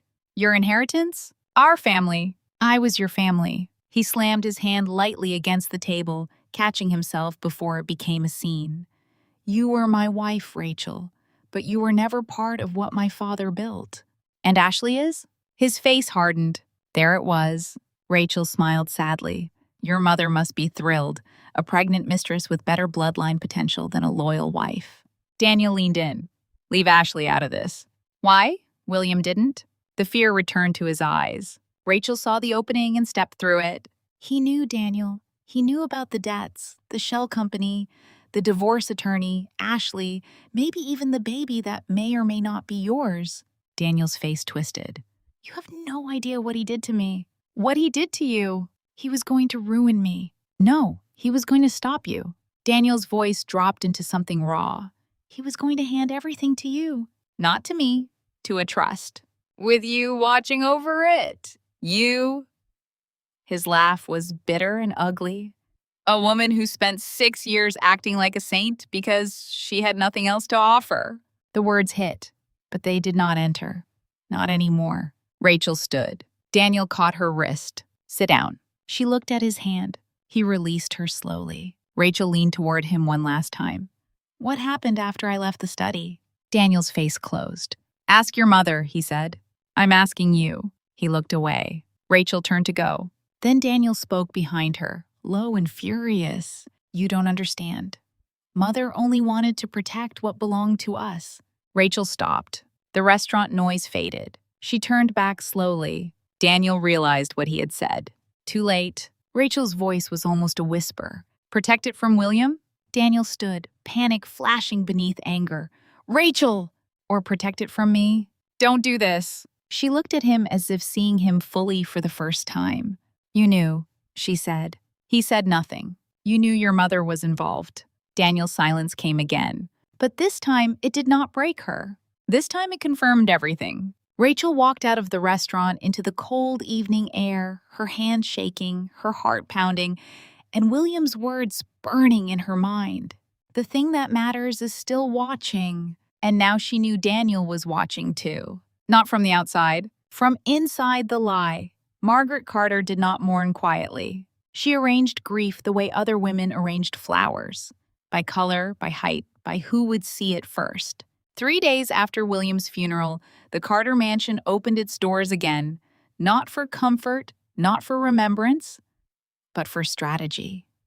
The invitation had gone out under the softest possible language, an intimate family gathering before the formal reading of William Carter's will.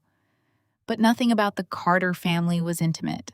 Nothing about that house gathered a people unless someone intended to divide them. By 4 in the afternoon, black cars lined the circular driveway. Cousins, old family friends, 2 members of the Carter Holdings Board, a public relations advisor, and a private security consultant moved through the marble foyer in hushed clusters. Everyone wore dark colors, everyone spoke softly. Everyone looked toward the staircase whenever Margaret appeared, as though the performance could not begin until the widow descended. Rachel was not invited. That was the point. Margaret came down the stairs in a fitted black dress, one hand on the banister, the other holding a folded handkerchief she never actually used. Daniel walked behind her. His face was drawn, but not broken. That was important. Margaret had coached him well. A grieving son could be sympathetic. A broken son could become careless. In the formal sitting room, Margaret stood before the fireplace beneath William's portrait. The painting had been moved there from the upstairs hall, as if William himself had been summoned to approve what came next. "My husband believed in loyalty," Margaret began. The room quieted. "He built a company, a name, a legacy. And in the last vulnerable months of his life, that legacy was threatened. No one asked by whom. They had all read enough headlines." Daniel lowered his eyes at exactly the right moment. Margaret continued, "I will not speak out of turn. The investigation must take its course. But I will say this. William was surrounded by people who had access to him, to his medicine, to his private papers, and to his confidence." A cousin murmured, "Terrible." Margaret nodded, as if the word had wounded her. "Rachel is trying to make this family look cruel because cruelty is easier to sell than guilt. She wants people to believe we hated her, that we wished her gone, that William alone protected her from us." Daniel shifted. For a moment, something like shame crossed his face. Margaret saw it and spoke faster. "But love can blind a man. Illness can weaken judgment, and ambition can wear the face of devotion." Several heads nodded. Daniel's phone buzzed in his pocket. He glanced at the screen. Unknown number. No message. Only a notification from a private investigator he had hired through one of Margaret's contacts. "Rachel met Ashley this morning." Daniel locked the phone. Margaret had instructed him not to react to anything in public, but his pulse jumped. Rachel was still digging. Rachel knew about the second camera, and if Rachel reached the frame before they did, everything Margaret had built would collapse. Margaret lifted her chin. "The will reading will proceed. We will honor William's true wishes, not some fantasy constructed by a woman desperate to save herself." Across the room, Linda Moore stood near the doorway with a silver tray of untouched teacups. Her hands trembled so badly that one cup rattled against its saucer. Margaret looked directly at her. Linda lowered her eyes. That was how Margaret ruled a house, not by shouting, by reminding everyone that she knew where they were weak. Later that evening, the story broke wider. Rachel watched it from the motel bed, sitting very still as her own life became public property. The television reporter stood outside the Carter estate gates, rain shining in her hair. Sources close to the family say investigators are examining the role of a family member who managed Mr. Carter's care in the days before his death. Rachel turned up the volume despite herself. The sudden passing of William Carter has raised questions due to its timing. Carter was expected to revise portions of his estate plan shortly before his death. While authorities have not named a suspect, attention has turned toward the person believed to have last served him a drink that night. Rachel's face appeared again. Gala photo, navy dress, Daniel's hand at her waist. The image looked like evidence from someone else's life. Her phone buzzed. One message from an unknown number. "Gold digger." Another? "Did you really kill him?" Then one from a former coworker. "I'm sorry, Rachel. The clinic can't have reporters showing up. Please don't come in until this is resolved." Rachel set the phone down. Resolved? People liked that word because it made destruction sound temporary. She went to the bathroom and splashed water on her face. In the mirror, she saw a woman with hollow eyes and a fading bruise along one cheek. Margaret's slap had left less damage than Daniel's silence, but it was the only one visible.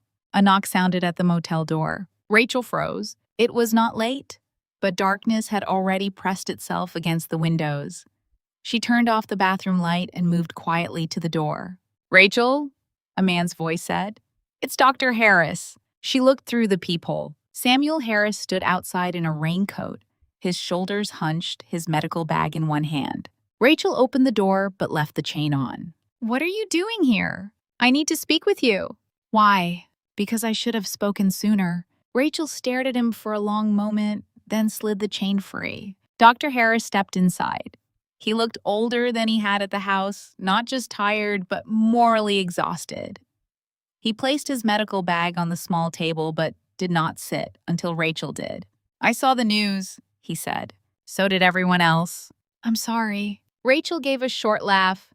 "People keep saying that after helping them." He accepted the hit without defending himself. "I did not accuse you. You let Margaret make it sound like I could have done something to him." His face tightened. "Yes." The honesty surprised her. Dr. Harris opened his bag and removed a folder. "William contacted me 2 weeks before he died. He said he believed his medication schedule had been altered." Rachel's blood chilled. "Altered how?" "I don't want to speculate beyond what I can prove." "Doctor," he sighed. "Some doses were missed. Others appeared to have been given at times that did not match the chart. There were also discrepancies between what I prescribed and what was recorded in the household log." "The log I maintained?" "Yes, but not always in your handwriting." Rachel reached for the folder. Inside were copies of medical notes, prescription records, and photocopies of the care log. Some entries were hers. Some looked close enough to hers to fool someone glancing quickly, but Rachel knew immediately they were wrong. Her capital R was different. Her sevens had a line through them. These did not. "Margaret," Rachel whispered. "I cannot say that." "Then who?" Dr. Harris looked down. "William suspected interference. He wanted me to run additional tests, but he also wanted to wait until after the legal meeting with Thomas Green. He believed confronting the family too early would make matters worse." Rachel closed the folder slowly. It did. Dr. Harris flinched. She looked at him. "Why didn't you tell the police?" "Because Margaret called me before they did." Rachel's mouth went dry. "She reminded me how long I had worked for the Carters. She reminded me of the foundation grant to my clinic. She did not ask me to lie. Margaret is too careful for that. She asked me to acknowledge that the person most familiar with William's care would have had access to everything necessary to harm him." "Me." "Yes." Rachel stood and walked to the window. Outside, the neon motel sign flickered red over wet pavement. "Do you know what that did?" she asked. "I do now." "No, you don't." She turned. "You gave them a medical shadow to stand behind. Margaret doesn't need proof. She only needs people like you to be vague in the right direction." The doctor's face collapsed with shame. "I brought copies," he said quietly. "Not originals, but enough to show that the log was inconsistent. Enough to show William's condition should not have declined so abruptly without some external factor or severe stressor." "Will you say that publicly?" He hesitated. Rachel's eyes hardened. "Will you?" Dr. Harris nodded slowly. "Yes, if called." Rachel took the folder. "For William," he said. Rachel looked at him. "No, for the truth. William is dead. He doesn't need courage anymore." After Dr. Harris left, Rachel called Thomas and told him everything. He asked her to bring the documents first thing in the morning. He also told her not to meet Daniel, Margaret, Ashley, or anyone connected to the Carters alone. 5 hours later, Daniel knocked on her motel door. Rachel did not open it right away. "Rachel," he said through the door, "please." That word, in his voice, traveled backward through time. She heard him saying it after their first fight, after he forgot her birthday, after Margaret made her cry at Thanksgiving and he promised it would not happen again. Please had always been Daniel's way of asking her to carry the weight of his wrongdoing. She should have ignored him. Instead, she opened the door. He stood outside without an umbrella, rain darkening his overcoat. His hair was wet. His face looked pale and almost young. If Rachel had not learned better, she might have mistaken him for a man in pain. "What do you want?" she asked. "To talk." "We talked." "No." "You accused. I panicked." Rachel almost closed the door. Daniel put a hand against it. "Please, 10 minutes." She looked past him into the parking lot. No car she recognized, no Margaret, no Ashley. That did not mean he was alone. "5, she said. He stepped inside. The motel room seemed smaller with him in it. Daniel looked around with visible discomfort, as if the cheap furniture personally offended him. Then he saw the suitcase by the bed, the stack of documents on the desk, the folder Dr. Harris had brought. Rachel saw him see it. She moved toward the folder. Daniel looked back at her quickly. "You don't have to live like this." "Because your mother might upgrade me to a jail cell?" His face tightened. "I deserve that." "You deserve more than that." He nodded slowly, as if accepting punishment made him noble. "I know you think I abandoned you." "You did." "I was scared." "That's not an excuse." "I know." His voice broke just enough. "Rachel, I know. I have spent my whole life being controlled by them. By him. By her. My father loved power more than he loved me." Rachel stared at him. "Do not stand in this room and ask me to pity you, because William finally held you accountable." Daniel flinched. Then he did something she did not expect. He cried, not dramatically, not like Margaret. His eyes filled and he looked away, ashamed. There had been a time when Rachel could not bear Daniel's shame. She would have crossed any room to soften it. This time, she stayed where she was. "I don't know how this got so far," he whispered. Rachel's voice was flat. "Your father is dead. I am being framed. It got this far because people made choices." Daniel nodded. "Then let me make one now." He stepped closer. Rachel stiffened. "I can talk to Mother," he said.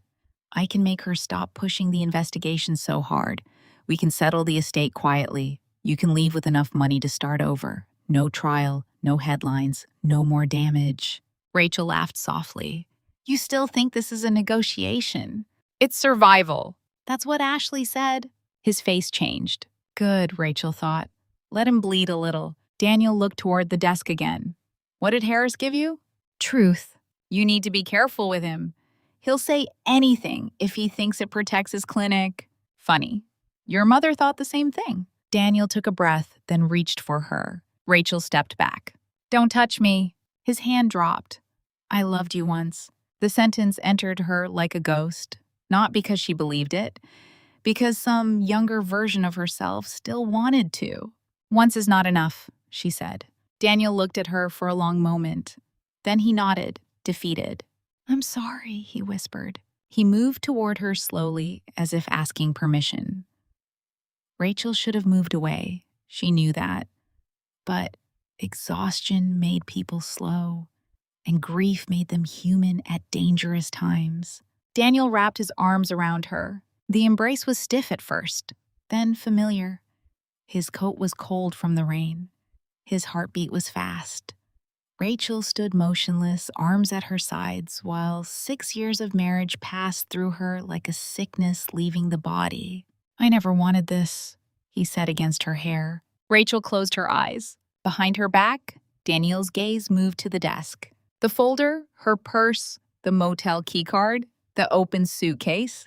His right hand slipped from her shoulder. Rachel did not see him slide a small plastic bag from inside his coat and drop it beneath the loose lining of her suitcase. She did not see the folded paper tucked behind the motel Bible in the nightstand. She did not see the tiny USB pushed under the edge of the desk drawer. She only felt him pull away. Daniel touched her cheek lightly, exactly where Margaret had slapped her. "I can still help you," he said. Rachel opened her eyes. "No, Daniel," she said. "You can't. because helping me would mean telling the truth, and you've never loved anyone enough to do that." The softness vanished from his face, only for a second, but Rachel saw it. He stepped back. "Then I hope you know what you're doing." "I do." "No," he said quietly. "You don't." He left without another word. Rachel locked the door behind him and leaned against it, shaking. She did not know whether she was shaking from anger, grief, or the last dying withdrawal of love. An hour later, the police came. This time, there were 3 of them. Detective Bennett stood at the front. "Mrs. Carter," she said, "we have a warrant to search the room." Rachel stared at her. "What?" Bennett's expression was controlled, but not unkind. "Please step aside." "Why?" "We received information that evidence relevant to William Carter's death may be located here." Rachel's mind went blank. Then cold understanding moved through her. "Daniel." She stepped aside because refusing would look worse. Everything looked worse when people had already decided the shape of your guilt. The officers searched efficiently. Drawers, suitcases, bathroom cabinet, trash can, mattress, purse. The folder from Dr. Harris. Rachel stood near the window, arms wrapped around herself, while the room was dismantled piece by piece. One officer opened the suitcase lining. He paused. Detective Bennett looked up. "What is it?" The officer removed a small plastic bag. Inside was a prescription bottle. Rachel took one step forward. "That's not mine." Bennett held up a hand. "Stay where you are." The label was partially torn, but Rachel saw enough. "William Carter." Her stomach dropped. The officer continued searching. From behind the motel Bible, he found a folded sheet of paper. Detective Bennett unfolded it with gloved hands. Rachel saw highlighted lines, a copy of a will summary, a section marked "Rachel Carter, Beneficiary Protection Clause." "That is not mine," Rachel said again, louder this time. No one answered. The third officer found the USB under the desk drawer. Detective Bennett's face changed. Not triumph, concern. That frightened Rachel more. "Mrs. Carter," Bennett said, "I need you to come with us." Rachel shook her head. "Daniel was here. He was just here." "When?" "An hour ago, maybe less. He came to talk. He hugged me. He must have planted these." Bennett studied her. "Do you have proof of that?" Rachel looked around the room. "No cameras, no witness, no proof. Only the truth." And the truth, Rachel was learning, was useless until it was backed by something people feared more than lies. "Please," she said, "call Thomas Green." "You can call your attorney from the station." "I didn't do this." Bennett's voice softened. "Then help us understand why this is here." Rachel laughed once, almost soundless. "Because my husband put it there." The words sounded insane even to her. They escorted her out through the motel parking lot. A few doors opened. Faces appeared. Someone held up a phone. Rachel kept her head high because she had nothing left, except the way she walked toward humiliation. Then she saw Daniel. He sat in his car across the street, engine running, windshield wipers moving slowly, though the rain had nearly stopped. Their eyes met. For a moment, he did not move. Then he opened the car door and stepped out. Detective Bennett was speaking to one of the officers. No one noticed Daniel approach the edge of the lot. Rachel stopped near the police car. Daniel looked at her through the mist. His face was calm now. No tears, no apology. Only the truth of him at last. He spoke quietly, too quietly for anyone else to hear. "I gave you a chance to leave." Rachel stared at him. He continued, "You should have taken it." The officer guided Rachel into the back seat. The door closed between them. Through the window, Daniel became blurred by rain, headlights, and her own breath against the glass. That was the moment the last piece of Rachel's marriage died. Not with the affair, not with Ashley, not with his silence beside Margaret. It died with the certainty that Daniel had looked at her, measured her life against his inheritance, and chosen the money without trembling. At the station, Detective Bennett questioned her for nearly 2 hours. The prescription bottle, the will summary, the USB, the altered medical log, the messages, the tea, the timing. Always the timing. Rachel answered until she felt as if she had left her body. Daniel had visited. No. She did not invite him to bring anything. No. She did not know about the bottle. Yes. He hugged her. No, she could not prove he touched her suitcase. Yes. She knew it sounded convenient. No, she had not killed William. Finally, Rachel asked for Thomas. She was placed in a small holding room with a metal table and 2 chairs. There was no clock on the wall. She hated that most of all. After everything, even time felt like something the Carters could remove from a room. Meanwhile, Thomas Green was already moving. When Rachel failed to arrive at his office with Dr. Harris's documents, he called her. No answer. Then he called the motel. The clerk, excited by proximity to scandal, said the police had taken her. Thomas did not swear. Men like Thomas Green did not waste language on the obvious. He opened William's letter again. Protect Rachel long enough for the truth to be heard. There had to be more. William never trusted 1 document when 3 would do. He never left 1 copy when 5 could be hidden. Thomas had known him for 32 years. He had seen William structure deals in layers, each one concealed beneath another until the other side celebrated victory just before discovering they had signed away the battlefield.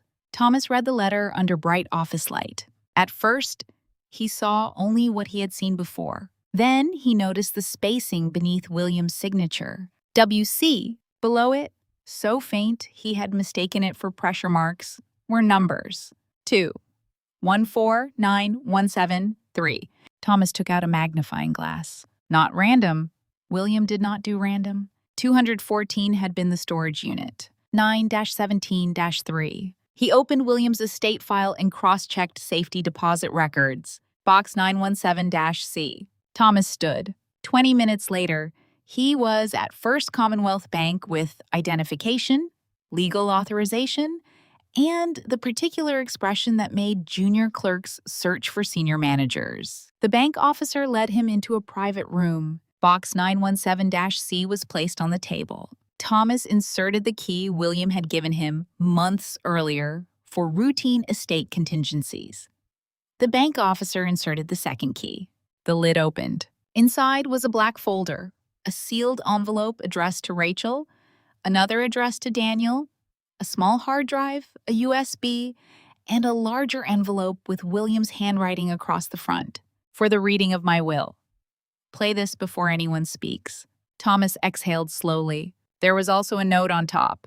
Thomas, if Margaret has reached the clock, she believes she has won. If Daniel has begun acting frightened, he has already done worse than he admits. If Rachel has been arrested or accused, move faster. The frame saw enough. The financial records will explain why. Do not warn them. Let them gather in one room. WC. For the first time in days, Thomas smiled. It was not a happy expression. It was the expression of a man discovering that his dead client had built a courtroom inside a grave. By midnight, Rachel was still in the holding room when Thomas arrived with 2 attorneys from his firm and a folder thick enough to change the temperature of the police station. Detective Bennett met him outside the room. I assume you're here for Mrs. Carter? I am here because evidence appears to have been planted against my client by parties with documented motive and opportunity. Bennett's eyes narrowed. You have something. I have enough to suggest you should be very careful about relying on anything found in that motel room. He showed her copies of the storage receipt, photographs of the dismantled clock, Dr. Harris's medical discrepancies, and preliminary metadata from the USB found in Rachel's room. Your device was created after William Carter died, Thomas said, and likely after my client was already under scrutiny. Bennett read in silence. Thomas placed one final document down. Daniel Carter visited Rachel's motel room within the relevant time frame. I suggest you obtain exterior security footage from the property across the street before that footage also disappears. Bennett looked up. Thomas's voice was quiet. You have one victim dead. Do not help the people responsible create another. Rachel was released just after 2 in the morning. Not cleared, not safe. Released. She walked out of the station into cold air and found Thomas waiting beside a black car. For a second, she did not move. Then she crossed the sidewalk and, without warning, began to cry. Thomas did not try to hug her. He simply opened the car door and let her sit down before the tears could become public. Inside the car, Rachel wiped her face with both hands. He planted it, she said. Yes. You believe me? Yes. The word was immediate. No hesitation.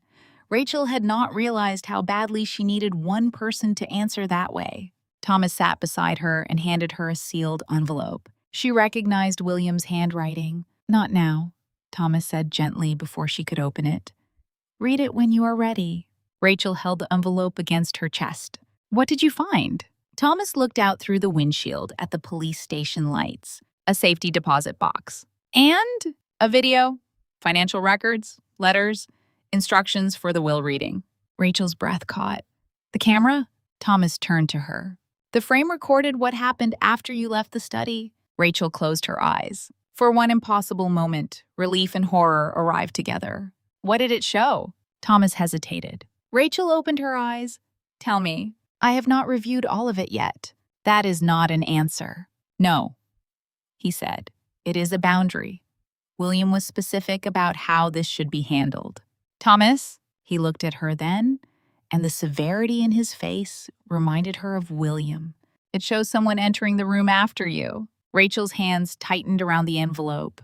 Margaret? Thomas did not answer. He did not need to. Rachel looked out the window. Somewhere across the city, Margaret was probably sleeping in William's house, beneath William's portrait, believing the dead man's evidence had been shattered with the clock. And Daniel? Rachel asked. Thomas was silent for a moment too long. Rachel understood. The next day, Margaret prepared for victory. She wore black again, but this time the dress had a sharper cut. Less widow, more queen. In her bedroom, a stylist pinned her hair while Ashley Reed sat near the window, scrolling through her phone. Daniel stood by the fireplace, pale and restless. Something is wrong, he said. Margaret looked at him in the mirror. You have said that every hour since your father died. Rachel was released. Temporarily. Thomas has something. Margaret dismissed the stylist with a glance. When they were alone, she turned. Thomas Green is a lawyer. Lawyers always have something. That does not mean it matters. He found the storage unit. Margaret's eyes hardened. The clock is useless. What if there was another device? For the first time, Ashley looked up. Margaret walked toward Daniel slowly. There was no other device. You don't know that? I know your father. He liked tricks, but he was not God. Daniel looked away. Margaret gripped his chin and forced him to face her. Listen to me. Tomorrow, Thomas reads the will. The old will names you as primary heir. Once that happens, the company steadies, the board falls in line, and Rachel becomes a desperate woman making desperate accusations. And if she talks about the motel, you were a grieving husband trying to reconcile with your wife. Daniel swallowed. Margaret smiled. People believe the story that lets them sleep at night. Give them one. Ashley stood. And me? Margaret's eyes moved to her stomach. You will wait. Ashley's mouth tightened. I've been waiting. Then you have practice. Daniel rubbed his temples. This is getting out of control. Margaret's voice turned cold. No. Control is exactly what we are taking back. That evening, Rachel received a formal notice by courier at Thomas Green's office. The envelope was cream-colored, embossed, absurdly elegant, given what it contained. Thomas opened it first, then handed it to her. Notice of estate proceeding and reading of testamentary documents. Rachel read the date. Tomorrow. Her stomach tightened. I have to be there? Yes, Thomas said. Why? Because William required all primary interested parties to be present. Rachel looked at him. Margaret wants me there so she can humiliate me again. Margaret does not know what William required. Rachel studied his face. There was something different in him now, not just confidence, certainty. What happens tomorrow? She asked. Thomas gathered the documents on his desk and placed them into a leather case. Tomorrow, okay, he said. Margaret will try to read the will of a man she thought she silenced. Rachel waited. Thomas looked up. And William Carter will speak first. Rachel turned towards the window. Outside, Boston moved beneath a gray winter sky. Cars, lights, people with ordinary lives. Somewhere beyond it all stood the mansion where she had been humiliated, accused, struck, and thrown away. Somewhere inside that house was a photograph, that had watched what no living person had dared to say. Rachel touched the envelope William had left for her. Her fear was still there, but beneath it now was something stronger. Not hope. Hope was too soft. This was resolve. She looked back at Thomas. Then I'll be there. That night, Rachel did not return to the motel. Thomas arranged for her to stay in a secure apartment used by clients in sensitive cases. It was quiet, clean, anonymous. For the first time since William died, she slept for 4 uninterrupted hours. When she woke before dawn, she opened William's letter. My dear Rachel, if you are reading this, then I failed to protect you while I was alive. I hope what I left behind will protect you now. Do not let them convince you that survival is shameful. You stayed kind in a house that rewarded cruelty. That is not weakness. That is strength they could not understand. If they gathered to divide what I built, remember this. The money was never the inheritance I wanted to leave you. I wanted to leave you proof that you were not wrong. You were not wrong to care. You were not wrong to trust me. You were not wrong to believe that truth matters. Now make them hear it. William. Rachel pressed the letter to her lips and closed her eyes. By noon, she was dressed in black. Not the black of mourning. The black of someone walking into war. At 1 o'clock, Thomas Green's car stopped outside his office building. Rachel looked through the window at the entrance where Daniel, Margaret, Ashley, Linda, Dr. Harris, and the Carter relatives would soon gather under the same roof. Thomas opened the door for her. Ready? He asked. Rachel stepped out. No, she said. Then she lifted her chin. But I'm done running. Together, they walked inside. The conference room at Green and Whitaker had been designed for quiet power. There were no chandeliers, no portraits of dead men, no marble staircases or polished family crests. Just glass walls, a long walnut table, leather chairs, and a wide screen mounted at the far end of the room. It was not a room made to impress guests. It was a room made to make decisions no one could take back. Rachel entered behind Thomas Green. Every conversation stopped. Margaret Carter sat near the head of the table in black, her posture perfect, her face arranged into widowhood. Daniel sat beside her, pale but composed, one hand resting near a leather folder he had brought as if paperwork could protect him from judgment. Ashley Reed sat 2 chairs away, dressed in cream again, her expression tense beneath the polish. Linda Moore sat near the wall, small and frightened in a navy dress that looked as if it had been bought for church. Dr. Harris sat beside her, staring at his folded hands. Several Carter relatives occupied the middle seats.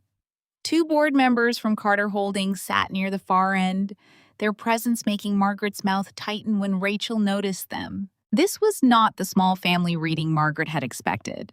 That was the first crack. Margaret recovered quickly. She looked Rachel up and down, her eyes lingering on the simple black suit Thomas had arranged for her after the police released her. "How brave of you to come," Margaret said. Rachel did not answer. Daniel looked at her only once, then away. Rachel took the empty chair Thomas indicated. She sat alone on one side of the table, separated from every person who had once called her family. But for the first time, the distance did not feel like exile. It felt like clarity. Thomas placed his leather case on the table. "Thank you all for coming," he said. Margaret folded her hands. "Can we please proceed without theatrics? My husband has already been denied enough dignity." Thomas looked at her over his glasses.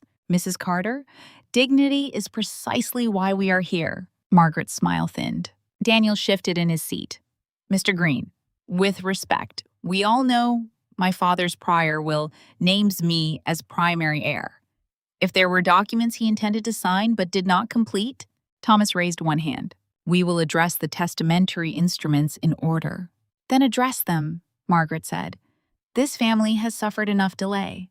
Rachel almost admired the audacity of it. Margaret had spent days building a noose around her neck, and now she spoke as though delay were the true offense. Thomas opened his case slowly. "Before any will?" trust amendment, asset transfer, or beneficiary designation is discussed, William Carter left a specific instruction. Daniel's eyes flicked toward Margaret. Margaret's face did not move. Thomas removed a sealed envelope and held it up. This envelope was recovered from William Carter's safety deposit box at First Commonwealth Bank. It was addressed to me and marked to be opened before the reading of his will. Margaret's hand tightened around her handkerchief. "What safety deposit box?" she asked. Thomas did not answer her directly. Instead, he opened the envelope and withdrew a single sheet. In Mr. Carter's words, "No person in this room is to speak regarding inheritance until the video contained with this instruction has been played in full." Silence fell. Ashley looked toward Daniel. Daniel did not look back. Margaret gave a brittle laugh. "A video? Thomas, this is absurd. William was ill. Whatever recording he made while under emotional distress will be viewed," Thomas said. His voice did not rise. It did not need to. Margaret's eyes hardened. "I object." "You are not in court, Mrs. Carter." "No, but you are attempting to turn this into one." Thomas looked toward the screen. "I am following the final written instruction of my client." He inserted the USB into the conference system. The screen flickered. For one terrible second, Rachel thought nothing would happen, that the file would be corrupted, that Margaret had somehow reached even this, that William's final protection would fail. Then William Carter appeared. Rachel stopped breathing. He sat in his study, in the chair behind his desk, wearing the navy robe Rachel had helped him choose the winter before. He looked thinner than he had at dinner. His skin was gray beneath the lamplight, but his eyes were clear, fiercely clear. The room went still. Even Margaret could not look away. William's recorded voice filled the conference room. "If you are watching this, then I did not live long enough to complete what I intended to finish in person." Rachel's hands curled around the edge of her chair. William looked directly into the camera as if he could see them all. "I will not waste time. Time is something my family has taught me not to trust." No one moved. "I believe that if I die before Monday morning, Rachel Carter will be blamed." Rachel lowered her head as tears blurred her vision. "I want every person hearing this to understand. Rachel did not manipulate me. Rachel did not ask me for money. Rachel did not poison my mind against my wife or my son. And if anyone in this room has accused her of harming me, they have either lied or allowed a lie to serve them." Margaret whispered, "This is outrageous." Thomas paused the video. No interruptions. Margaret stared at him. Thomas resumed. William continued, "Rachel was the only person in my house who treated my illness as something human, not inconvenient. She knew my medicines because she cared enough to learn them. She brought my meals because no one else noticed when I stopped eating. She sat with me when pain made sleep impossible. If devotion has been turned into evidence against her, then shame on the people who taught the world to read kindness as guilt." Rachel pressed a hand against her mouth. Linda began to cry silently. Daniel stared at the table. William's eyes sharpened. "I made changes to my estate plan because I discovered that my son, Daniel, had placed his own appetites above the company he expected to inherit. Funds were moved. Debts were hidden. Promises were made to people outside his marriage. My wife, Margaret, knew more than she has admitted. Perhaps she believed protecting Daniel meant protecting the Carter name. She was wrong. A name protected by lies is already ruined." Ashley's face went pale. One of the board members leaned forward. William continued, "I intended to place controlling shares of Carter Holdings into a trust structure with independent oversight.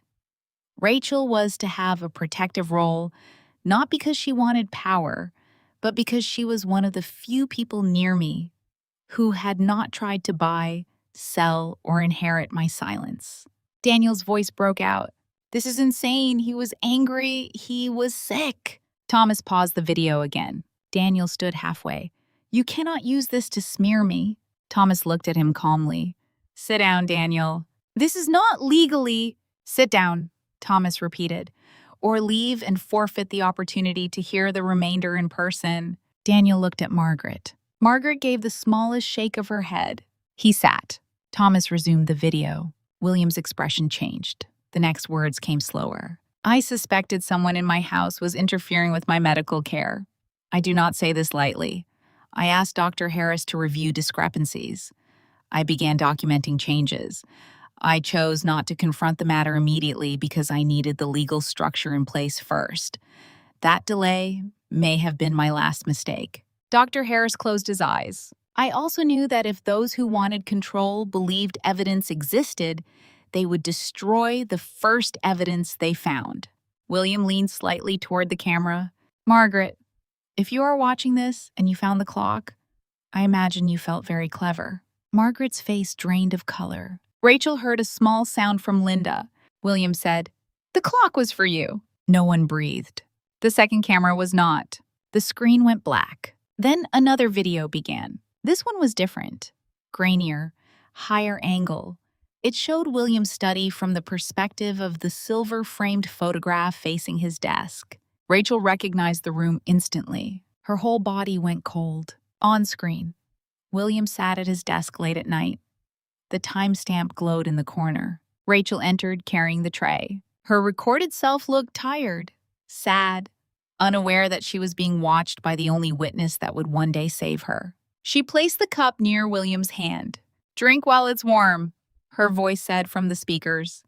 "And take the blue pill after 2 sips, not before." William smiled faintly. "Yes, Nurse Rachel." A few people in the room shifted. Rachel saw herself pause at the door. "Good night, William." "Good night, my dear." Then she left. The door closed. The video continued. 1 minute passed. 2, 5. William remained alive. He lifted the cup once, set it down, reviewed papers, and wrote something in a folder. Rachel felt the first chain around her throat snap. She had left him alive. The room had seen it. The dead man had seen it. Then the study door opened again. Margaret entered. The air inside the conference room changed. Margaret stood from her chair. "This is private family footage. I will not—" Thomas did not pause the video. On screen, Margaret wore the same silk robe Rachel remembered from that night. She closed the study door behind her and walked to William's desk. William looked up. The audio was not perfect, but it was clear enough. "You should be asleep," William said. Margaret replied, "And you should not be destroying this family while pretending it is morality." William sat back. "There it is. Honesty. Shame it arrived so late." Margaret moved to the side drawer and opened it. William's voice sharpened. "Leave that alone." She pulled out a folder. Rachel heard Ashley inhale sharply somewhere across the table. Margaret flipped through the documents. Trust amendments, board notification, beneficiary penalties. Her laugh was raw. "You really were going to do it." "I am going to do it." "No," Margaret said. "You are not." William tried to stand, but his weakness showed. He braced one hand against the desk. Margaret leaned over him. "You think Rachel loves you? She loves being chosen. You made her into a weapon against your own blood." William's reply was low. "Rachel did not make Daniel steal. Rachel did not make you lie. Rachel did not make this house cruel." Margaret's face twisted. "You would give her power over my son?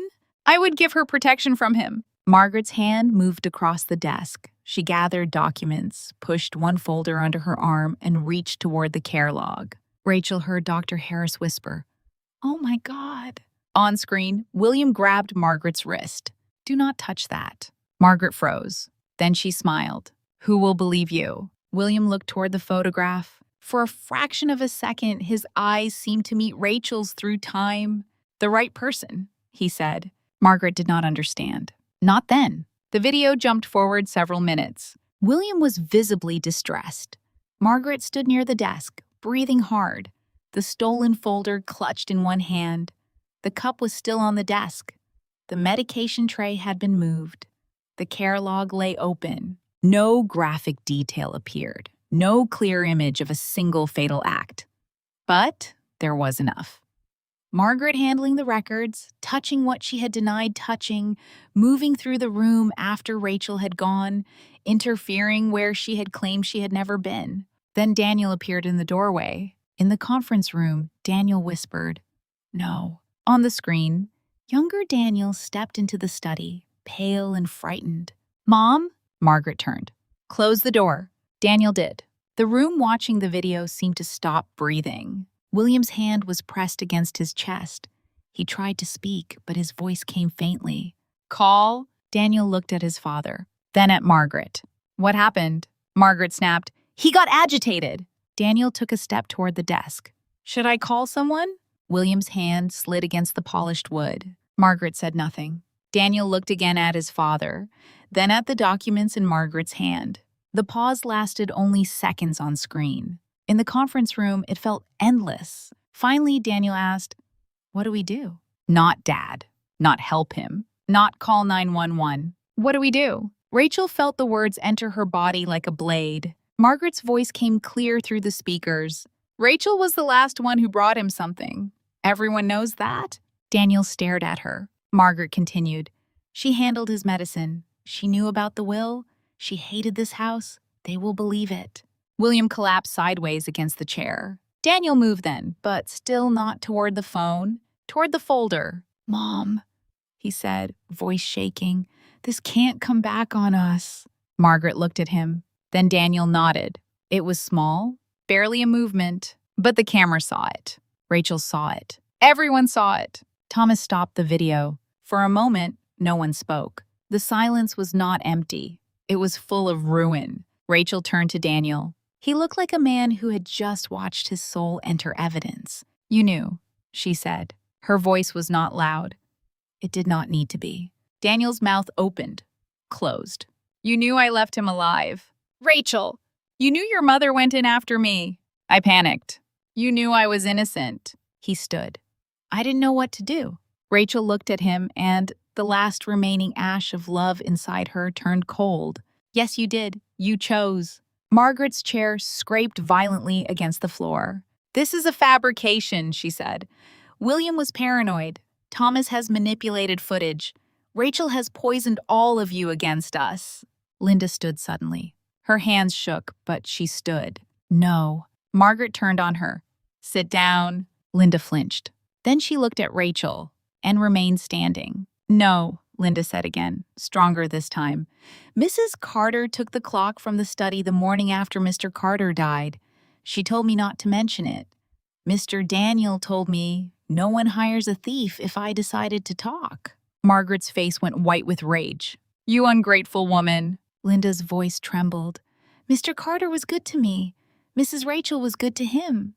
I should have said that sooner." Dr. Harris rose next. "I can confirm discrepancies in Mr. Carter's medication records and care logs. Some entries attributed to Rachel were not in her hand. I was pressured to emphasize her access in a way that was medically incomplete." Margaret pointed at him. "You coward!" Dr. Harris nodded sadly. "Yes, I was." Thomas placed another folder on the table. "There is more." Daniel sank back into his chair. Thomas turned to the board members. "William Carter also left financial records documenting irregular transfers authorized by Daniel Carter through entities connected to private debt obligations.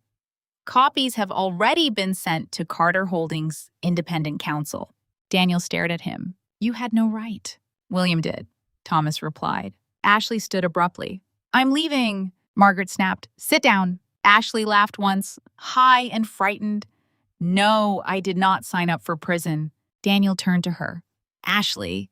She looked at him with pure contempt. "Do not say my name like I owe you loyalty. You promised me security. You couldn't even secure yourself." Rachel watched Daniel absorb the humiliation. Ashley grabbed her purse and moved toward the door. Thomas's assistant opened it before she could. Two detectives stood outside. Detective Bennett entered first. Margaret's face changed again. Not grief, not rage, fear. Thomas spoke before anyone else could. "Detective Bennett, as discussed, the full materials are available." Margaret stared at him. "You called the police?" "No," Thomas said. "William did, in effect. I merely followed instructions." Detective Bennett looked toward Rachel, and for the first time since the investigation began, there was no suspicion in her eyes. Only apology. Then she turned to Margaret and Daniel. "We need to speak with both of you regarding the death of William Carter, evidence tampering, witness intimidation. and the planting of evidence against Rachel Carter. Daniel gripped the edge of the table. I didn't plant anything. Rachel looked at him. He could not hold her gaze. Thomas removed one final document. There is also the matter of the estate. Margaret laughed bitterly. You think I care about money at a time like this? William's recorded voice seemed to hang in the memory of the room. A name protected by lies is already ruined.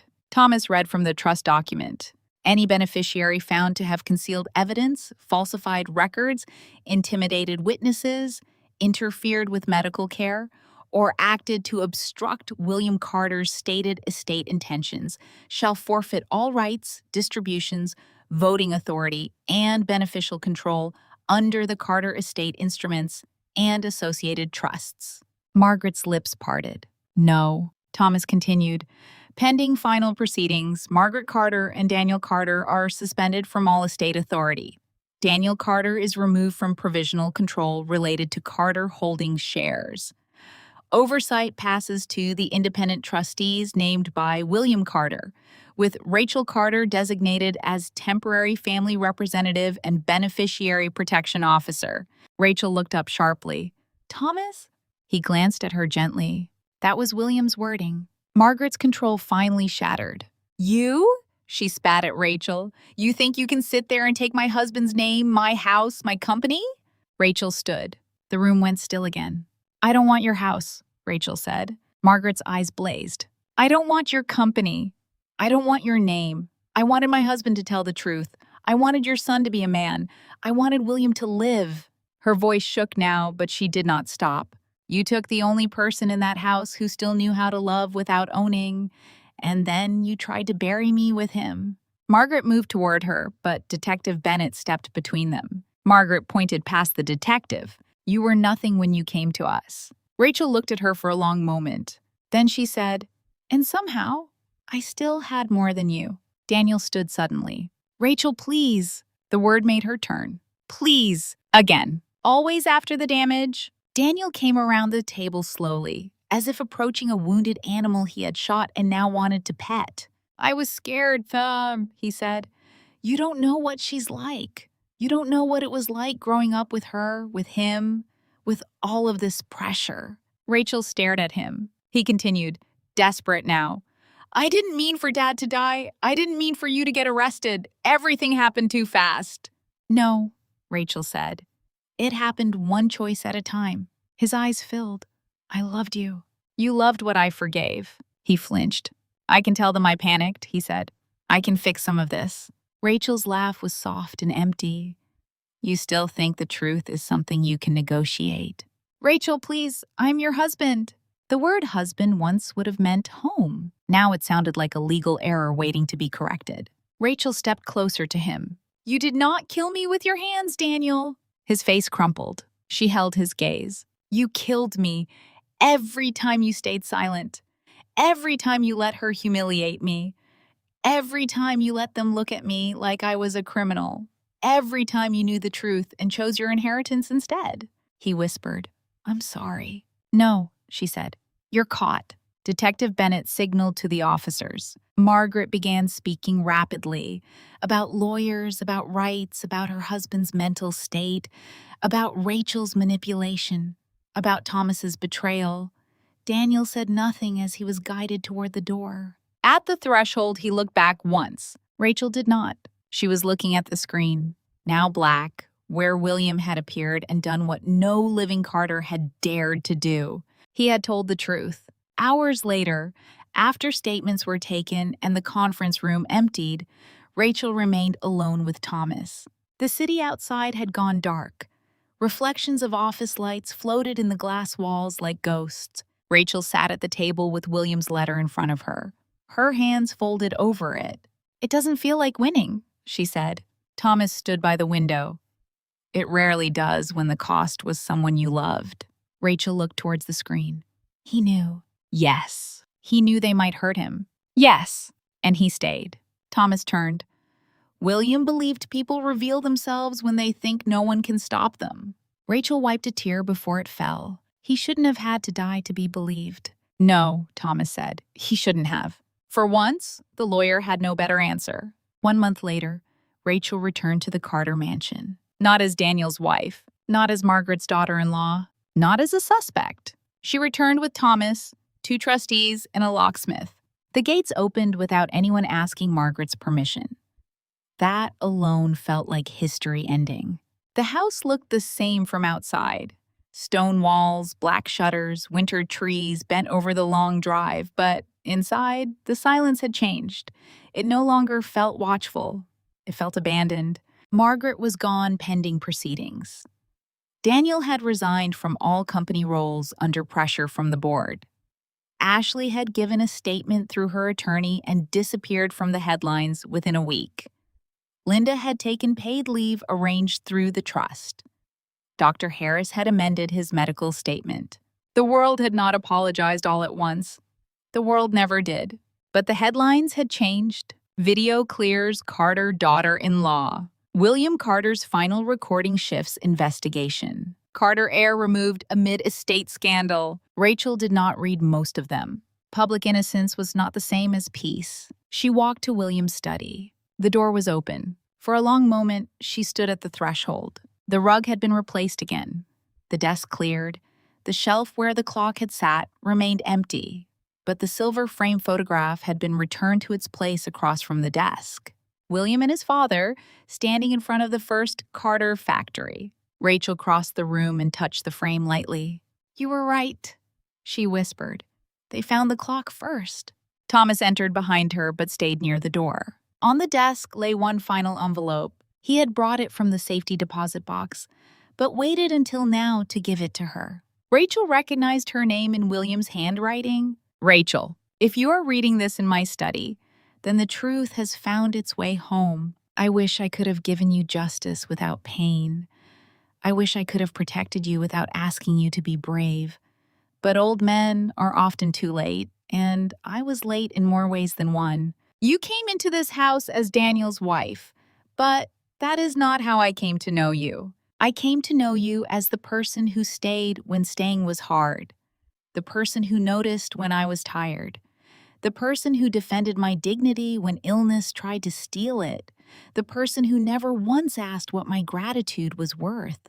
Margaret will say blood makes family. Daniel will say fear made him weak. Neither is true enough to matter. Family is the person who does not leave you alone in pain when leaving would be easier. By that measure, you were my daughter long before I had the courage to say it. Do not spend your life guarding the Carter name.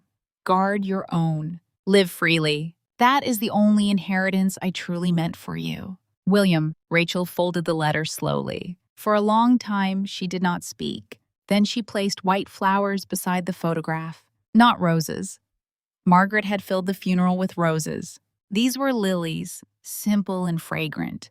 The kind William once said reminded him of spring mornings before board meetings made him old. Thomas cleared his throat softly. "There will be decisions to make regarding the trust." Rachel nodded. "I know. You are not obligated to carry more than you wish. I know that too." She looked around the study, at the desk where William had fought his last battle, at the empty place where the clock had lured Margaret, at the frame that had saved her, at the walls that had heard enough lies to finally give birth to truth. "I'll help clean up what they tried to destroy," she said, "but I won't live in this house." Thomas smiled faintly. "I doubt William would object." Rachel walked out of the study without looking back. In the foyer, sunlight fell through the tall windows onto the marble floor. She remembered standing there in the rain with her suitcases, Margaret above her, Daniel silent on the stairs, William's portrait watching helplessly from the wall. That woman had left the house broken. This woman left it free. At the front door, Linda waited beside a small suitcase of her own. Rachel had asked if she wanted to return to work under the new household staff. Linda had cried and said no. Rachel had smiled and said good. They walked out together. At the bottom of the steps, Rachel paused and looked back at the Carter mansion one last time. For years, she had thought the house was too big for her, too rich, too old, too full of names she had not inherited. Now she saw it clearly. It had never been too big. It had been too empty. Rachel turned away. Behind her, the doors closed. Margaret Carter had once said the dead could not testify, but William Carter had proven something different. The truth did not need a pulse to return. It only needed to be hidden well enough, protected long enough, and heard by someone brave enough to stand in the room when it finally spoke.